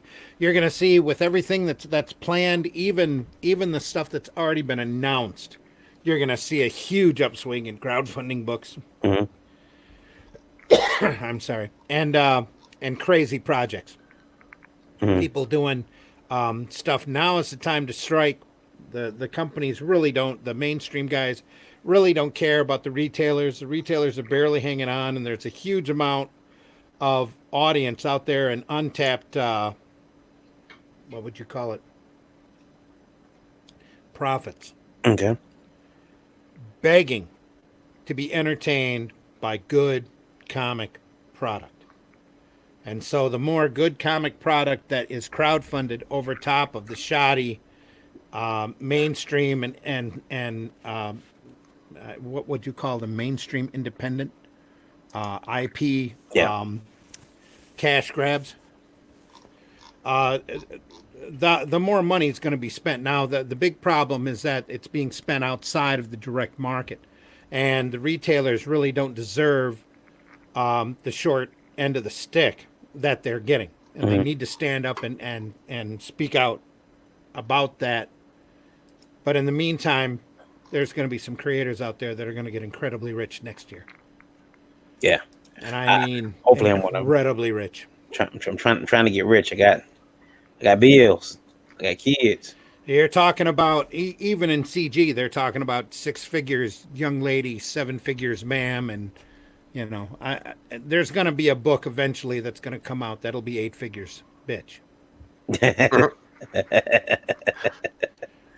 I have every confidence that'll happen. Yeah. And that maybe not next year, but there is potential out there for it, because I know from printing that newspaper how many people love to read comics and how much untouched, untapped potential there is out there for a good book in the not the mainstream, but a good book in the outside world to sell to people who just want to be entertained. And there's a lot of people out there whose curiosity is piqued about the art form of sequential art. And that's what drives me so crazy about stupid Marvel doing, like the Advent calendar, the coffee table book that we talked about earlier. That's what drives me nuts, is because you give them comics and they'll read comics. You just have to give it to them at an accessible, in their mind, affordable format for them to take and to eat up and to pass to their kids or grandkids or even great grandkids. Because that potential is out there, and it's totally untapped by the mainstream right now, who are pushing their silly IP agendas and their next potential movie property 5-10 years up the line. Exactly. And these companies, the comic producing companies, Disney and AT&T specifically, should really be ashamed of themselves for the lackluster attempt that they're making, and the fact that they are literally pissing on a distribution system that they could tap and make millions off of. They're just passing up? Do you think Marvel's success at the movies has kind of had this cast this feeling over the industry that we need to make sure these are properties that can cross over into that on that big silver screen? No. No? You don't think so? No, I don't think they're concerned about that at all. They're concerned about getting specific looks out there. They're concerned about assuming or looking to be diverse. and to the detriment of any kind of creativity or originality. Mhm. That's the problem. These characters, especially individual cultures, deserve their own unique, specific icons. That's why Black Panther is amazing. Luke Cage deserves to get out there more. Static, especially the milestone characters, deserve more attention, much more attention from DC and AT&T. Not just to be pushed as IP properties to Hollywood, but to be out there serving as torches of imagination uh, through the retailers in sequential art, in the form. They don't care about that. They don't care about that form at all. All they care about is, can we sell a license to IDW to sell books to kids? Yes, we can, because we're going to make so much money on the bottom line. If we do 6 issues of Ms. Marvel, can we throw it together into a book and then intimidate the libraries into picking up a copy? Yes, we can. We don't care if it sells in the retail market for only 600 copies, because we've got 1,900 libraries that are going to pick it up. Mhm. And that's a 2,000 print run. We know how much money we're going to make off of that, and the libraries are going to pay cover price as opposed to the discount that we're going to get from Diamond. So who cares? Mm. You know what I'm saying? It's a really bad attitude to be looking at the market and the art form as the bottom scrapings on your shoe, when they ought to have a lot more respect. They ought to have a ton more respect for the distribution system that's out there, because it's sitting there begging for good quality product to make money off of, and they are not delivering. Then they sit around and they wonder why their facsimile books sell as big as their regular books. How come I can take a book by an old Batman book by Carmine Infantino from 30 years ago, stick $3.99 on it, and make as much money on it as if I paid somebody new to do it? Well, guess what? That product was better, and the retailers are more familiar with that product than the BS crap that you're trying to sell now. So Exactly. guess what's going to get ordered? Back in my day, son, they used to have whole reprint lines that Marvel Tales, Marvel Collector's Item. Some of these books I got here on my Spiral book, Marvel Collector's Item Classics. And the last time they really tried to do a hardcore reprint book was the magazines that we ran across, or the 100-pagers that they sold in Walmarts. For a while, Hey, they Scott, were doing how you doing? Happy New Year. Classic Icon. Hey, you guys. Hey. Hey, So what's the scoop on Walmart? What's this? what? No, I'm just bitching. It's a soapbox, and I have rum. Oh, great. It's all good. No better combination. Yeah. Scott, are you Yeah. you're at home this New Year's Eve? I am. Yeah. As I am most years. Are we working tonight? Yeah, I might work a little bit. I'm working actually on this portrait of my cousin's dad. He used to be a horseman. Cool. Oh, nice. That's So awesome. doing this big, huge drawing of him rearing up on a horse. Very That's cool. awesome. Yeah. That is Baby Yoda. Oh, and the Baby Yoda I did. Where's that? Did you do a Baby Yoda? I did one, and I sold it at the local Lakes Mall here in Muskegon. Oh, cool. Yeah. It was a barn burner. It was great. To everybody out on Indie Volt Radio, we've just been joined by Scott Rosema. Scott, you want to give a quick rundown of your biography? Hey, everybody. Longtime professional in the comics industry, artist, illustrator wise. Been that way since about 87. Marvel, DC, Disney, Warner Brothers, Valiant, TSR, Dungeons and Dragons, on and on and on.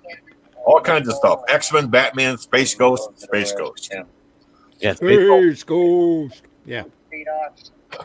Who's that? You got a voice running in the background, Scott? Oh, sorry. I got a thing playing. Hang on. Okay. No problem. Let me turn the. How dare you? Where the hell is that? Where the heck? Hang on. Oh, I got an old time movie playing. Cool. That's right. 1953, Pickup on South Street. It's old crime noir film. Awesome. Nice. A pickup on South Street? Sounds like a drug.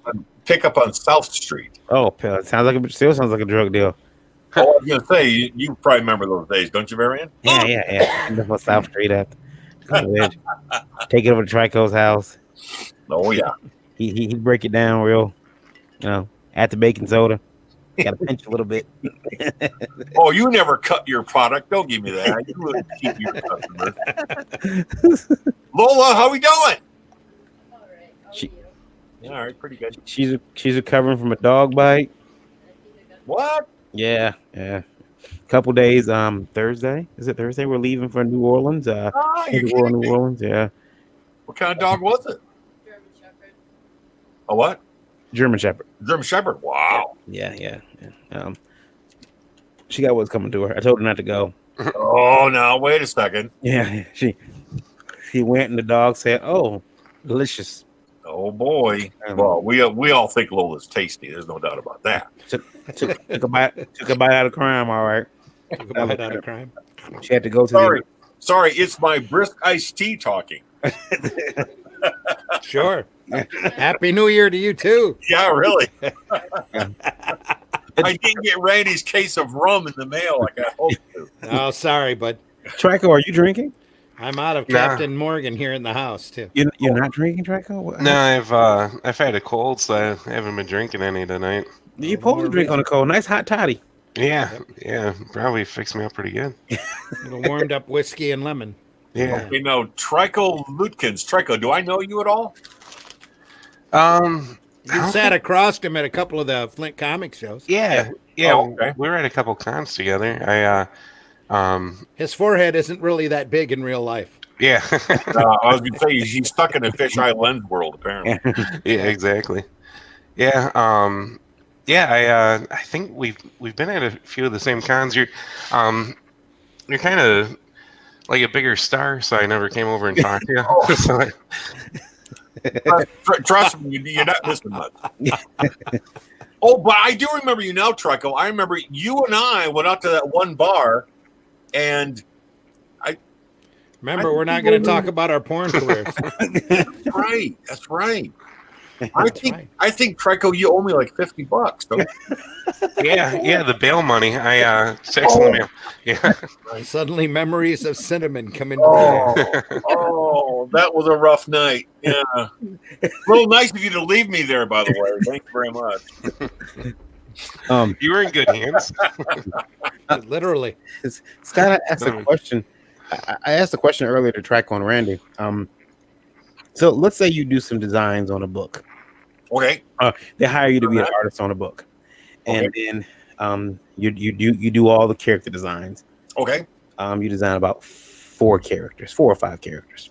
I've done that. Yeah. You do some, you and then they say, "Hey, Scott, this looks great, but we're gonna have to go. We're gonna have to, but we're gonna have to go for different artists because they're cheaper, and we just can't afford your rate." Now they only tell you this after you designed these characters. I almost said designed it. Wow. Designed it. You designed these characters, and so you're like, okay, and like, don't worry though, Scott, we're gonna pay you. You're like, damn, aren't you gonna pay me? And then the book, you start seeing advertising for the book, and they got different artists who's using your exact designs. It almost looks like you've drawn them, yeah. And then the book is released. You still haven't got a check, and you say, "Hey, guys, I see the book is out, and I'd like to get my money. Can you hook a brother up?" And they say, "Oh yeah, man. We're running low on loot right now, but we'll send you some copies of the book. We'll send you like 10 copies of the book, and you'll notice you've been credited." Yeah. How do you feel about that? Is credit in lieu of compensation ever okay? No. Not in lieu of compensation. Yeah. It should be done in conjunction with compensation. Mm-hmm. Or at the very least, compensation over accreditation. Okay. Could you handle that? Could you handle compensation over accreditation? Can you what? Can you? Would that be acceptable? Like, I got paid, but I didn't get credited. Is that better? Oh, yeah, it's always better. It's always better. I mean, the only time, it is. It is because the accreditation can work for you down the road, but what was the two words? Accreditation can work for you down the road, but compensation. Compensation. But compensation works for you right here and now, which is what you have to take care of. Right. That's all part of just taking care of business. There was a great play that Denzel Washington just did as a film, and he first did it back when he was a young actor, and he did it with James Earl Jones.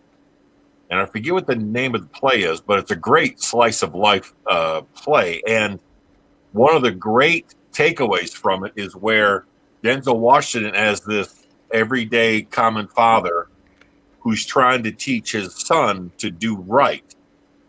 And the son, at one point in the... Was that Fences? Yes, I think it was Fences. Yeah. And in one scene, the son is saying to his father, "Don't worry, I'll pay you back for all the things that you've done for me."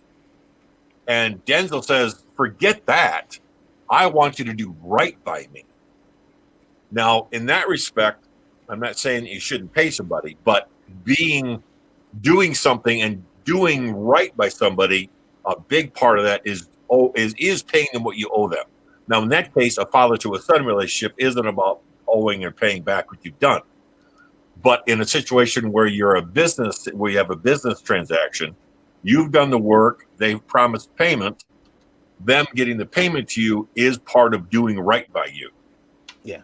Doesn't matter what the money is or how much or whatever, but as long as they do what's right and they do right by you, that's the important thing. And getting paid right up front or getting paid in a timely manner is a big part of that. Big part of that. Now, Trico is no... Oh, no, wait. And one last quick thing. Mm-hmm. What you've described has happened to me in life, in real time, about 2 or 3 different times. Really? Though it never really got to where the product was published, but it would get to the point where I do all the work, it looks great, then suddenly it's no good anymore, and we're going to go with somebody else, and it's crazy. And I have been stiffed with money too. So yeah, you gotta go to their house, man. Now, Trico, if I knew where they lived, I would have paid a visit. Trico, you didn't get stuff out of the book. Is that happening to you, Trico? Trico got stuff out of the whole company. Yeah.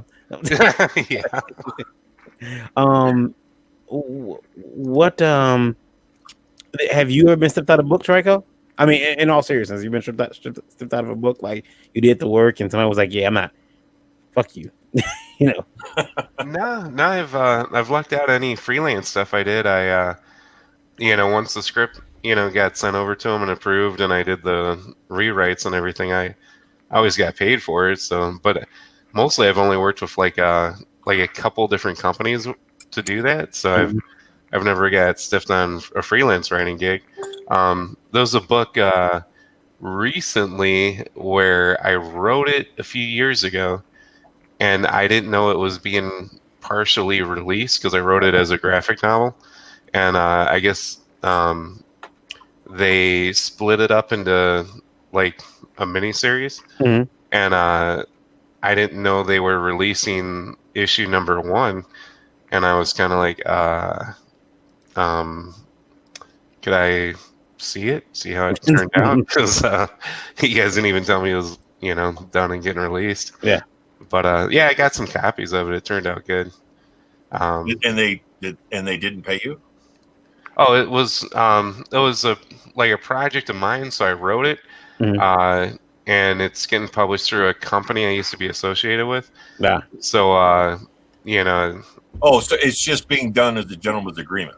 Yeah. Like the contract for that graphic novel is through a company. Yeah. So, when I wrote it, it was something I wanted to write. It was my own project. Yeah. And then, they're contracted to publish it. But, I didn't know it was being released already. It was kind of a surprise.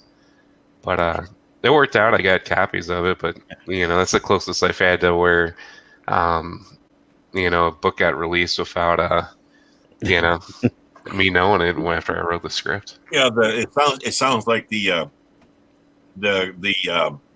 communication kind of broke down between the work, the finishing of a work, and the publishing. And I got a you were question. comfortable, I assume, with that.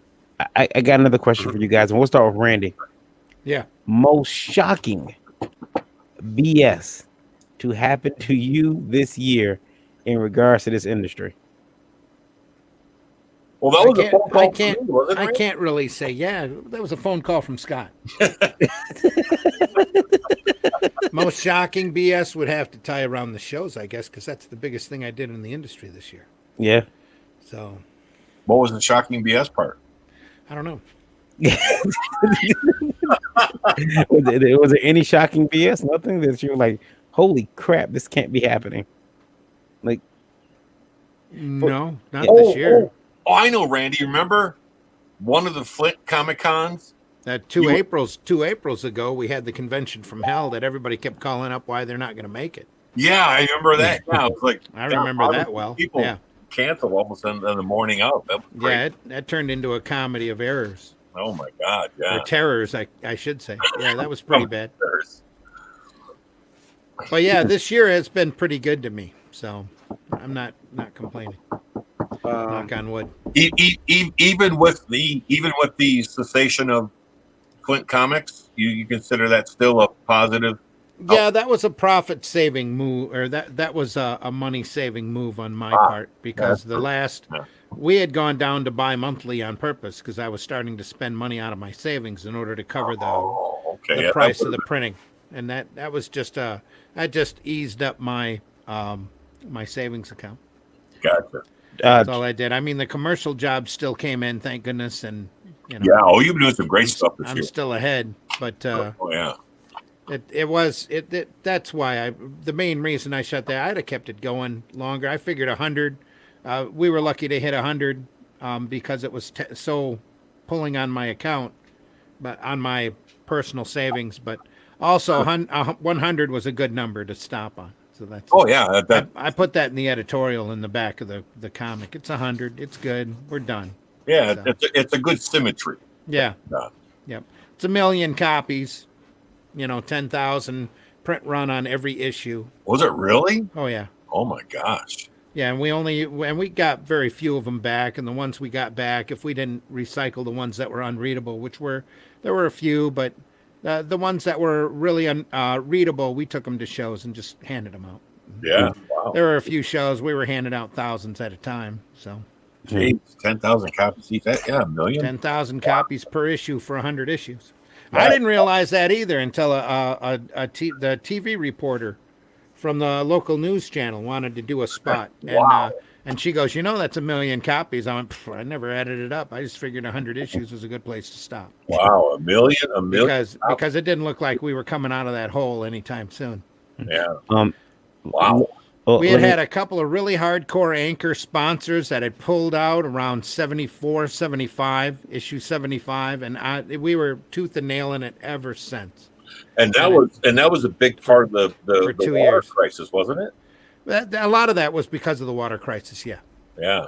I also kept getting companies that were changing their marketing department.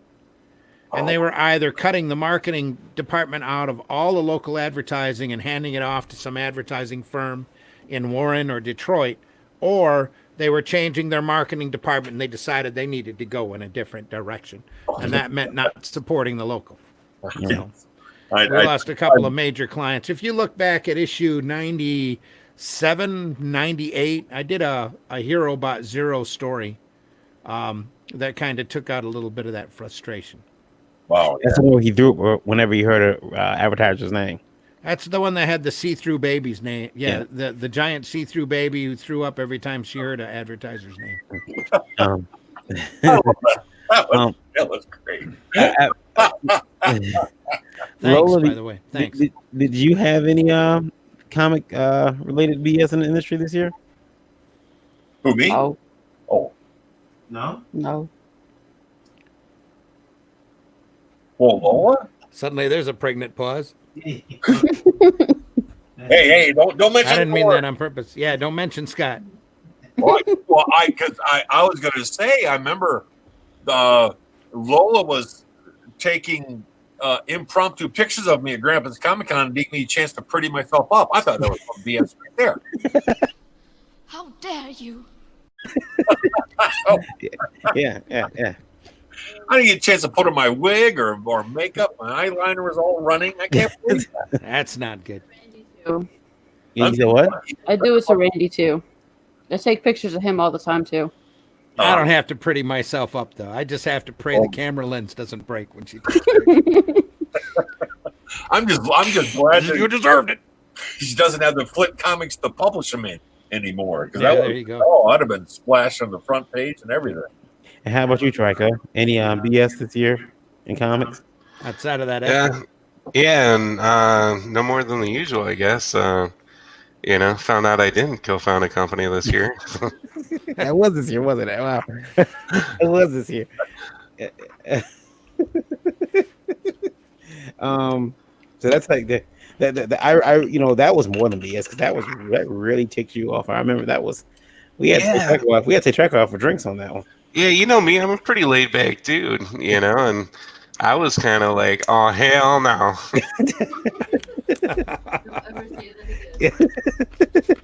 Yeah, he was quite livid.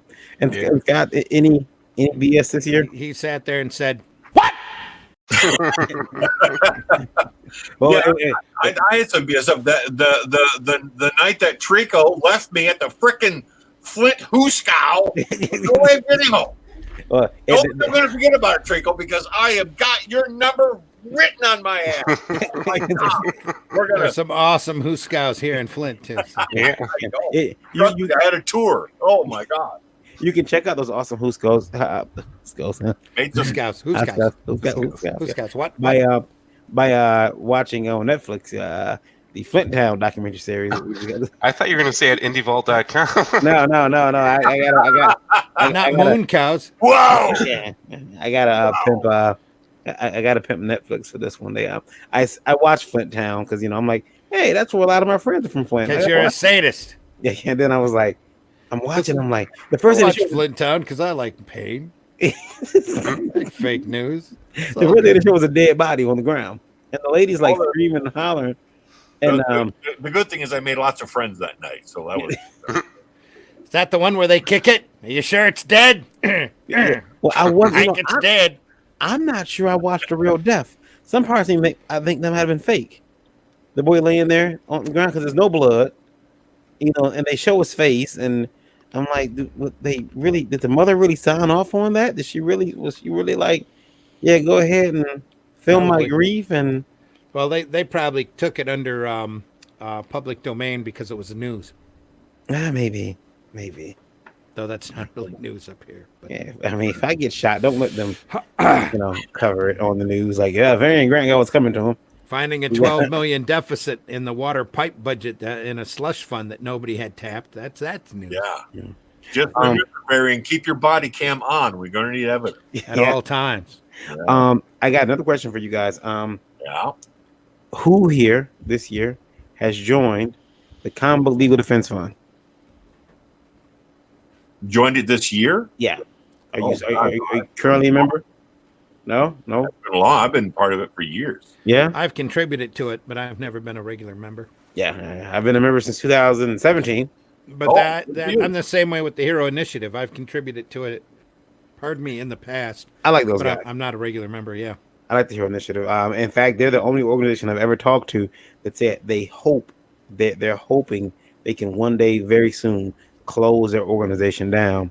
And they said that a lot of the guys are starting to be more resourceful with their money. Yeah. More responsible with their money. So they're thinking in the very near future they won't need that organization anymore. Well, that's never truly going to go away. I don't see that happening anytime in the near future. No, because the thing is, a lot of us can be responsible for their money, but there still has to be a reliable stream of money there to start with.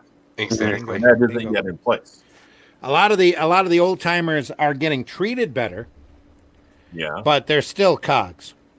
And they're still looked at as cogs by the mainstream. So. Mm. Yeah.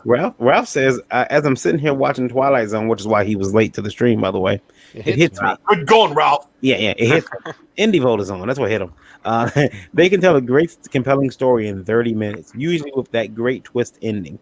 No decompressed storytelling. Yep. That's the result of great writing. You can watch an episode, have a great story, and go about your day. Come back later and watch another one. That is true. Yeah. That's because Rod Serling was a proponent of excellent writing, and he wasn't afraid to go after the best guys out there at the time. Eric and Josh had me listening to X-1, the radio show. Oh yeah, that's awesome. And those last about 12 minutes, if that. Oh no, they're about 20 minutes. Are they about 20 minutes? Okay. Yeah. What is? It's an old radio show. X-1. You haven't heard of it? So no broadcast show. Okay, got it. All of those old radio dramas are incredible, and they're archived here on the web. Just about every program's available. If you haven't listened to Escape or X-1 or there was another really awesome science fiction one, or Lights Out, Inner Sanctum. Yeah, all of that stuff's just classic. Classic stuff. Very listenable. Wells mystery. Mercury Theater on the air. Yeah. I just listened to his production of Les Miserables. That he back in '38. Phenomenal. Yeah. Phenomenal.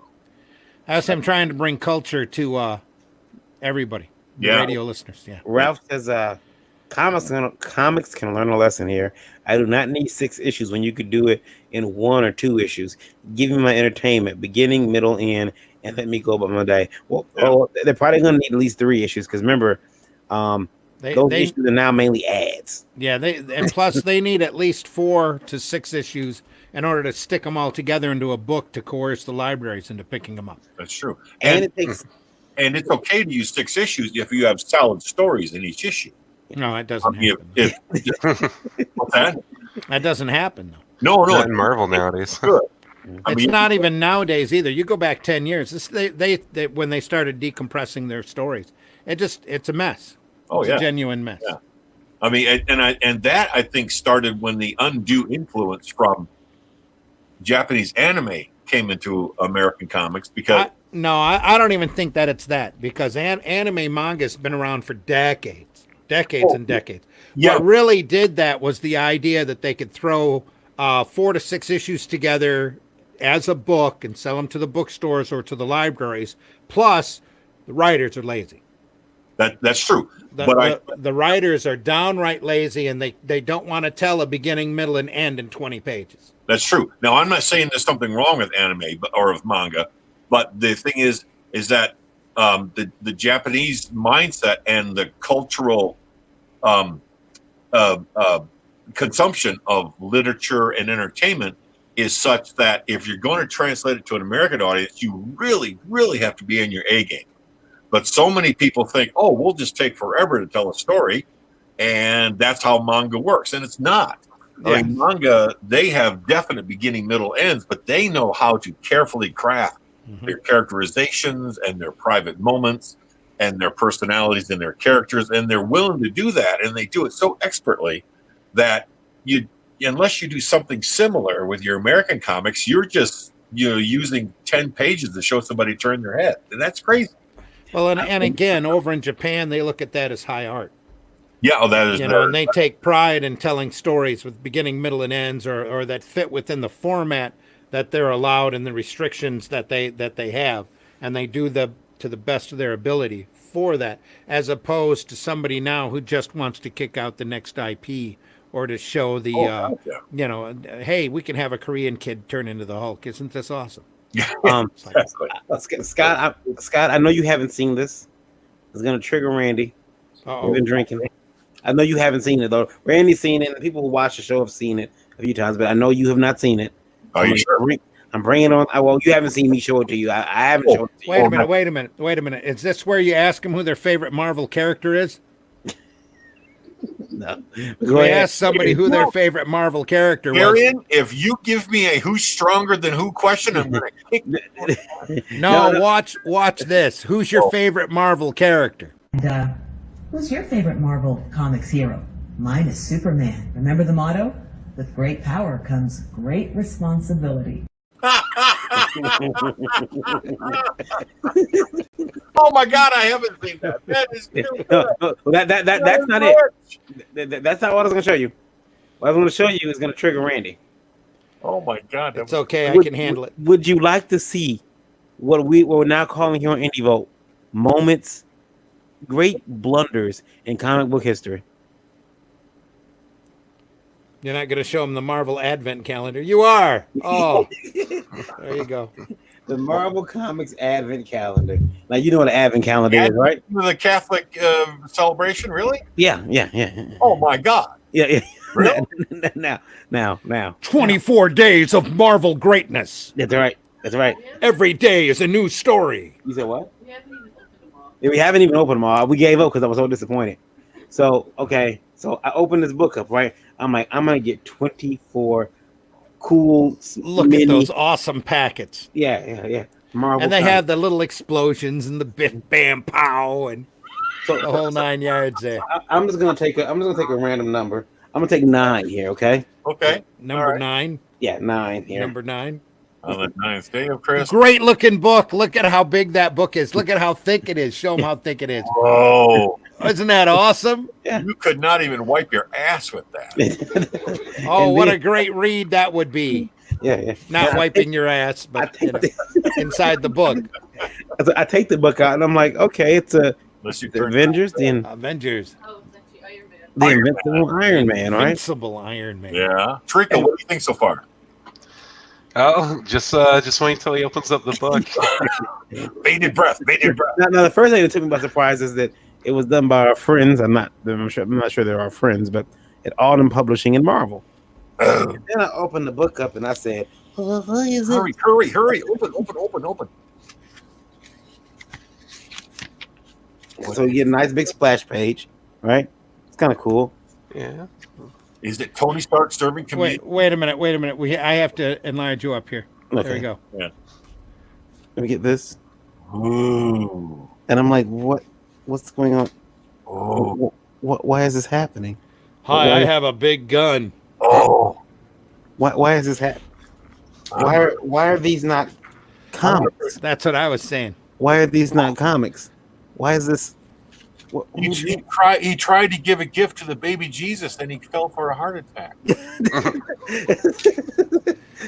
Why is this? Couldn't take it. He fell down on his knees in great disappointment.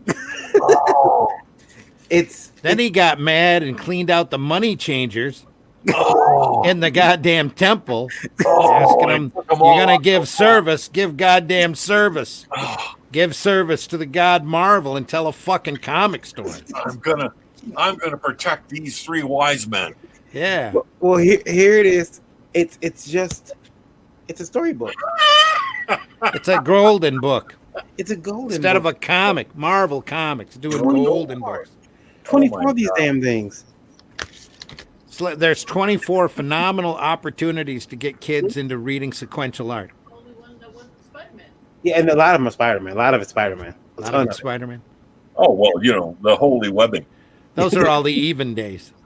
So, Trico, what do you think of that? I think Marvel had a pretty big lost opportunity. They could have done like a little Ashcan comic, or remember the old He-Man Masters of the Universe comics? It was around that size. Oh, they would come with the toys, right? Yeah. They could have did something like that, like Randy was saying, something to get kids into comics, because they could get the calendar, and they used to offer little comic books in the quarter gum machines. Remember that with the bubble tube that looks like the little Elroy container upside down? Mm-hmm. You take the top off. There was a little book in there, probably an inch and a half tall by an inch wide, maybe 3/4 of an inch thick. You'd sit here and read it. Oh, they were awesome. All in comic form. And then they do this kind of shit. Well, when Randy, an Advent calendar. Varian, just in case, Varian, you might have missed it, that was the old guy staple newsprint comment. Yeah, yeah. Yeah. That I missed that And I one. noticed Those weren't stapled. They were glued back in those days. and I see that you've sequestered us old guys off to one side. And they had a goddamn spine. Yeah. I know what you're trying to do. We've been ghettoized, Randy. We've been ghettoized. We're at the front of the bus at least. At least. They're gonna read it first, go left to right, unless you have, I gotta step out for a second. Okay. That rum is hitting me. When I showed Randy that book, he said, "Oh my goodness, this is horrible. Why is this book out? What a missed opportunity." What I want to know is how many copies did you get, Trico? You must have 10, 12, don't you? Of which one? Of his of the Advent Marvel book. Don't try and lie. No, don't lie. It's not good to lie on the last day of the year. Not very nice. Yeah, did you get any Marvel Advent calendars? Nah, I Oh, dodged come that on. bullet. Come on, you liar. You liar. You got one. You know you do. I picked mine up. To you. I thought it was candy. I ate half those books until I figured out that it wasn't candy. Lola, am I going to send you out and bust Trico's ass for me? I mean, you're going to be my hit woman. Would you please go track Trico down, bitch slap him,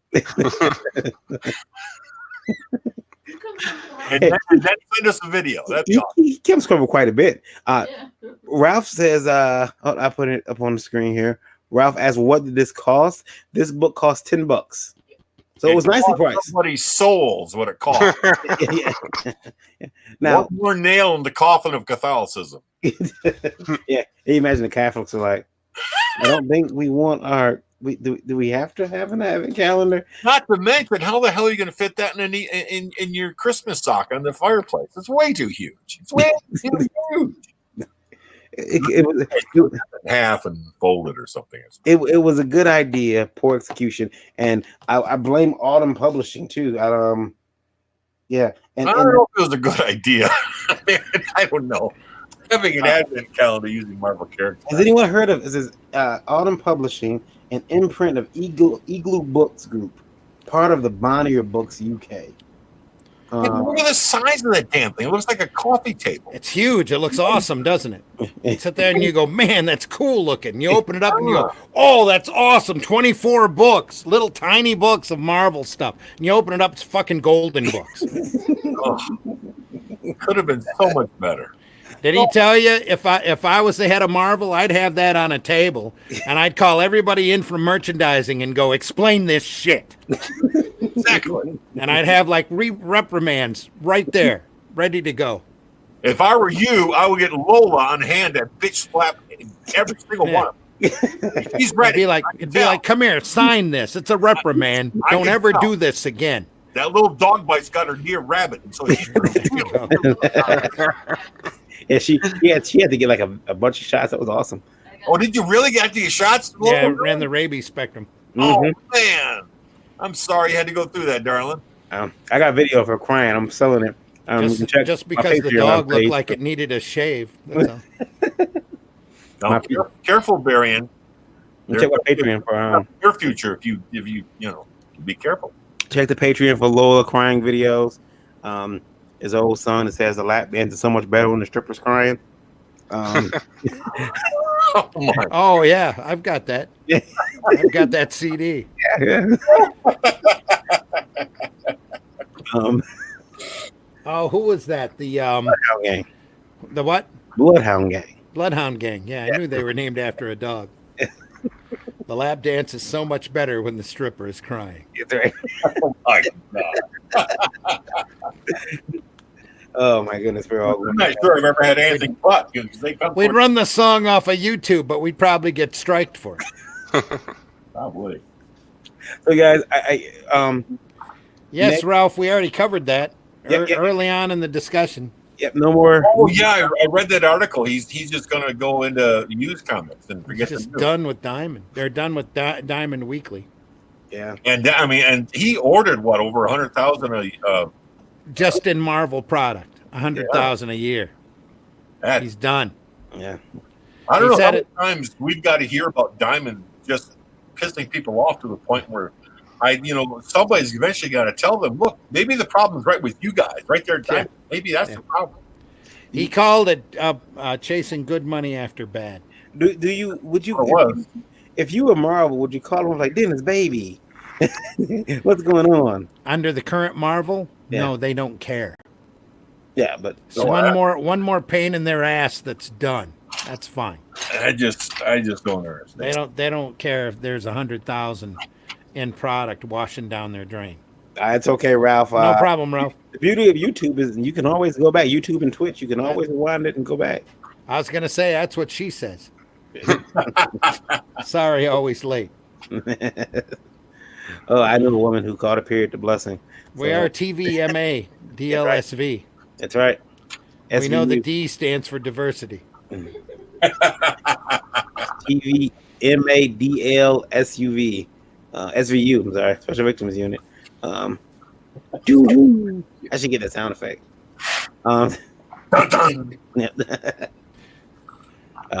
the way we've all been screwed in this industry, we should get Special Victims Unit. That would make for an interesting viral video. You signed the contract. Can't wait to your comic. You'd see one of those letter boards, the black background with just the lettering. Yeah. Joe Quesada. 2010 p.m. Pum pum. And you see him focusing in on his Wacom tablet. Going, a little shaky cam going. Hello, old friend. Welcome back. Welcome back. I just he actually did a series of tweets when he got demoted at Marvel, when Feige came in and took over, where he was doing shots of his Wacom tablet in his drawing station, going, hello, old friend. Mm-hmm. Oh, jeez. Yeah, hello, old friend. I'm not lying. You're back to that table. That's awesome. Gotta make those ends meet. Gotta make the ends meet. Gotta draw those pictures. How dare you? It doesn't hurt that Quesada's got some hefty padded pension plan you can rely on. Well, they call that the golden parachute. He hasn't pulled it yet, though. Well, you know what? We're expecting Dan Didio to do that this year. You know what usually happens? Really? Getting the fuck out of here. I just don't. I wouldn't want to be an executive like Trico. Because Trico. I can't find any more talent, and I don't know why they're buying the goddamn facsimile books. Getting the fuck out of here. Trico got a letter when he was ousted. He wasn't ousted. He left, but he got a letter and found out that he was no longer considered dismissed. He's dismissed. Yeah. I have actual footage from Trico opening the letter. The whole video has never been played. This is the first time you're ever going to see it online. Well, very first time. Oh, here it is. For the first time, the whole video. Here it is. Video. Here it is, right here. What? What the fuck? Trico. It was potty mouth. It was the entire video. No. I thought that and we should also Randy, because it is New Year's and it's not New Year's yet. Not in 45 minutes, buddy. Yeah, not here yet, but at least in our time zone. Yeah, and we won't be on when New Year's actually strike comes around. But we should check in with our satellite correspondent. Oh, wait a minute. Are you sure? We need to find out what's going on in the world. He might be there. He might be on. Let's find out what's going on. Are we going to ask him? Yeah, what's going on in the world? Because it's the end of the year. Yeah. We're going to ask him how the state of the world is. That's right. Hey, buddy, are you there? Buddy, hey, I'm trying to get him in. Give me just a second. He might come in. How's the world treating you? Terrible things are going on in the world right now. Absolutely terrible. Really terrible. Bud, why are you here, bud? Why are you here? Well, let me check in on you guys and just make sure you're okay. Oh, thanks, buddy. We're fine. We're fine. Oh, we lost him again. Oh, he's checking. God damn it. He's not checking in with us. He's checking up on us. He's checking up on us to make sure we're okay. Because terrible things are going on in the world. He wants us to be. Let's try to get him back in. I think he's still in the green room. Is he there? Let's see. Please do. Oh, he ran. He disappeared. He ran off. He got ran transported. Off. He's gone. He got transported. Well, we want to thank him for stopping by at least. It's important for him to check up on us. Occasionally, you know. Come back. I miss you. Yeah. get on that frog book, Ethan. We didn't even have a chance to ask him who his favorite Marvel character was. Oh. See, another lost opportunity for 2019. There we go. Maybe next time. Well, terrible things are going on in the world. That's true. So, guys, I want to thank you all for joining me on this. It's been a very crazy edition of this show. More crazy than usual. And now it's time for me to pay bills, or at least try to get bills paid. So, has everyone? Did everyone get? Wait a second. Wait. Bill said Lola gave you the checkbook. I don't think she does. You can say you're going to pay the bills, but I know whose handwriting is on those checks. Right, Lola? Come on. How dare you? It's usually not mine. So if you now, unlike today's episode, we didn't have any questions, but usually we do. And if you want to get your question on the show, it's really rather simple how to do that. All you have to do is email us at indievoltlive@indievolt.com, include indievolt live in the subject field, and please keep those emails to 90 words or less. And then when that's all said and done, when you're finished emailing us, get your black ass on over to the world. That's right. Wait, I don't realize I had a. Do I got a it's dirty to be sure, but I don't think it's you can take Indie Vote with you. Take that shower cam off next time Hang on just a second. Everything's perfectly all right now. We're fine. We're all fine here now. Thank you. How are you?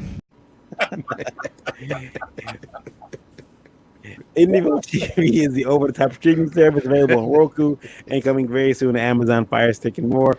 You can stream independent movies, music and videos, wrestling, original documentaries, and more on IndieVote TV. And I should be very careful to mention that it is 100% free. That's right, free.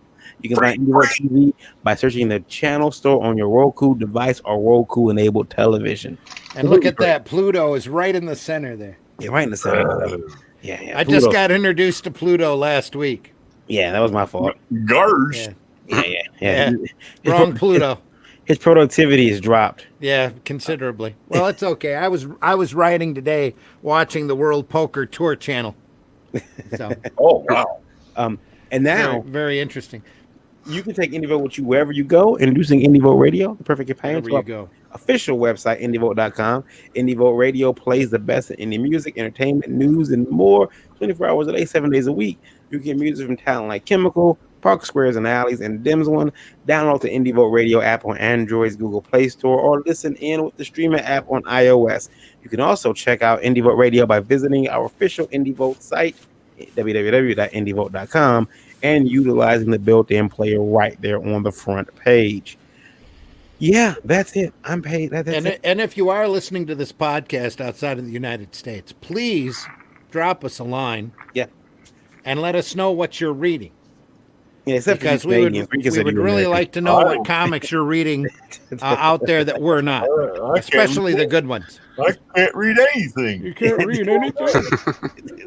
Everything seems so upside down to you. It does. All right, guys. Thanks for joining me. Oh, Andy.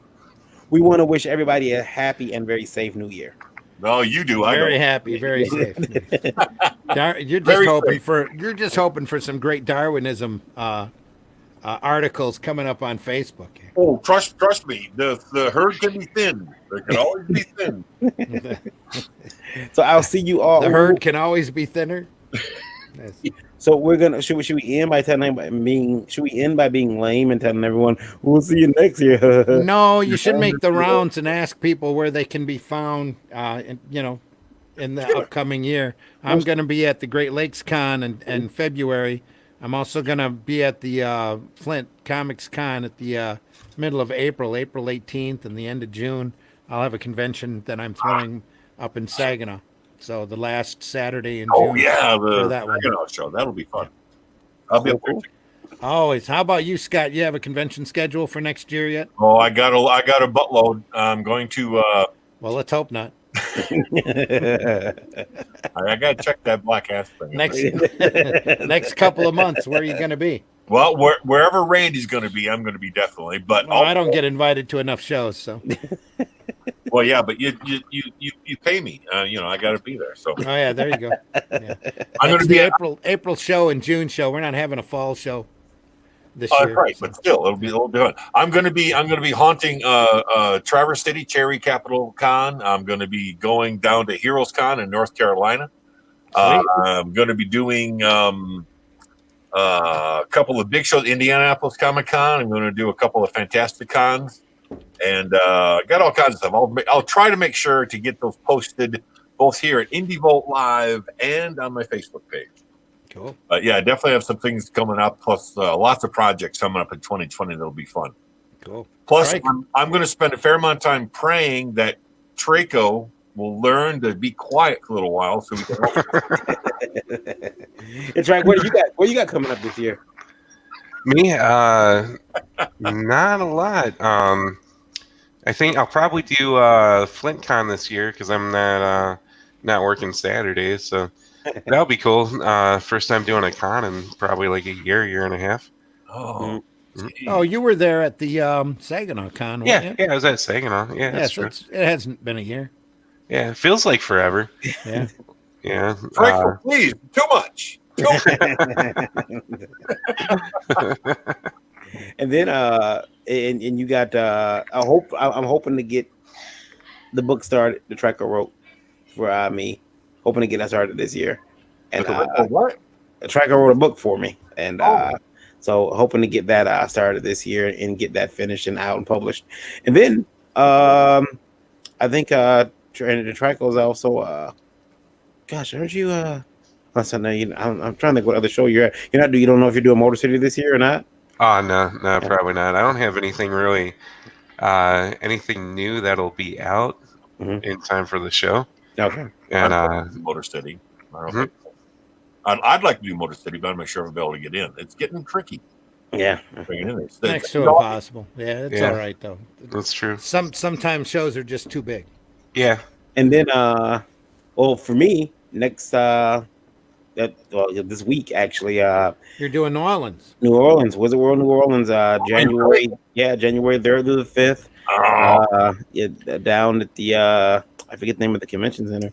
The Memorial Convention Center. You'll be able to say hello to Antonio. Yeah. He'll be down there with God's hand. Yeah, he'll be there. I'm not sure if Antonio Figaro.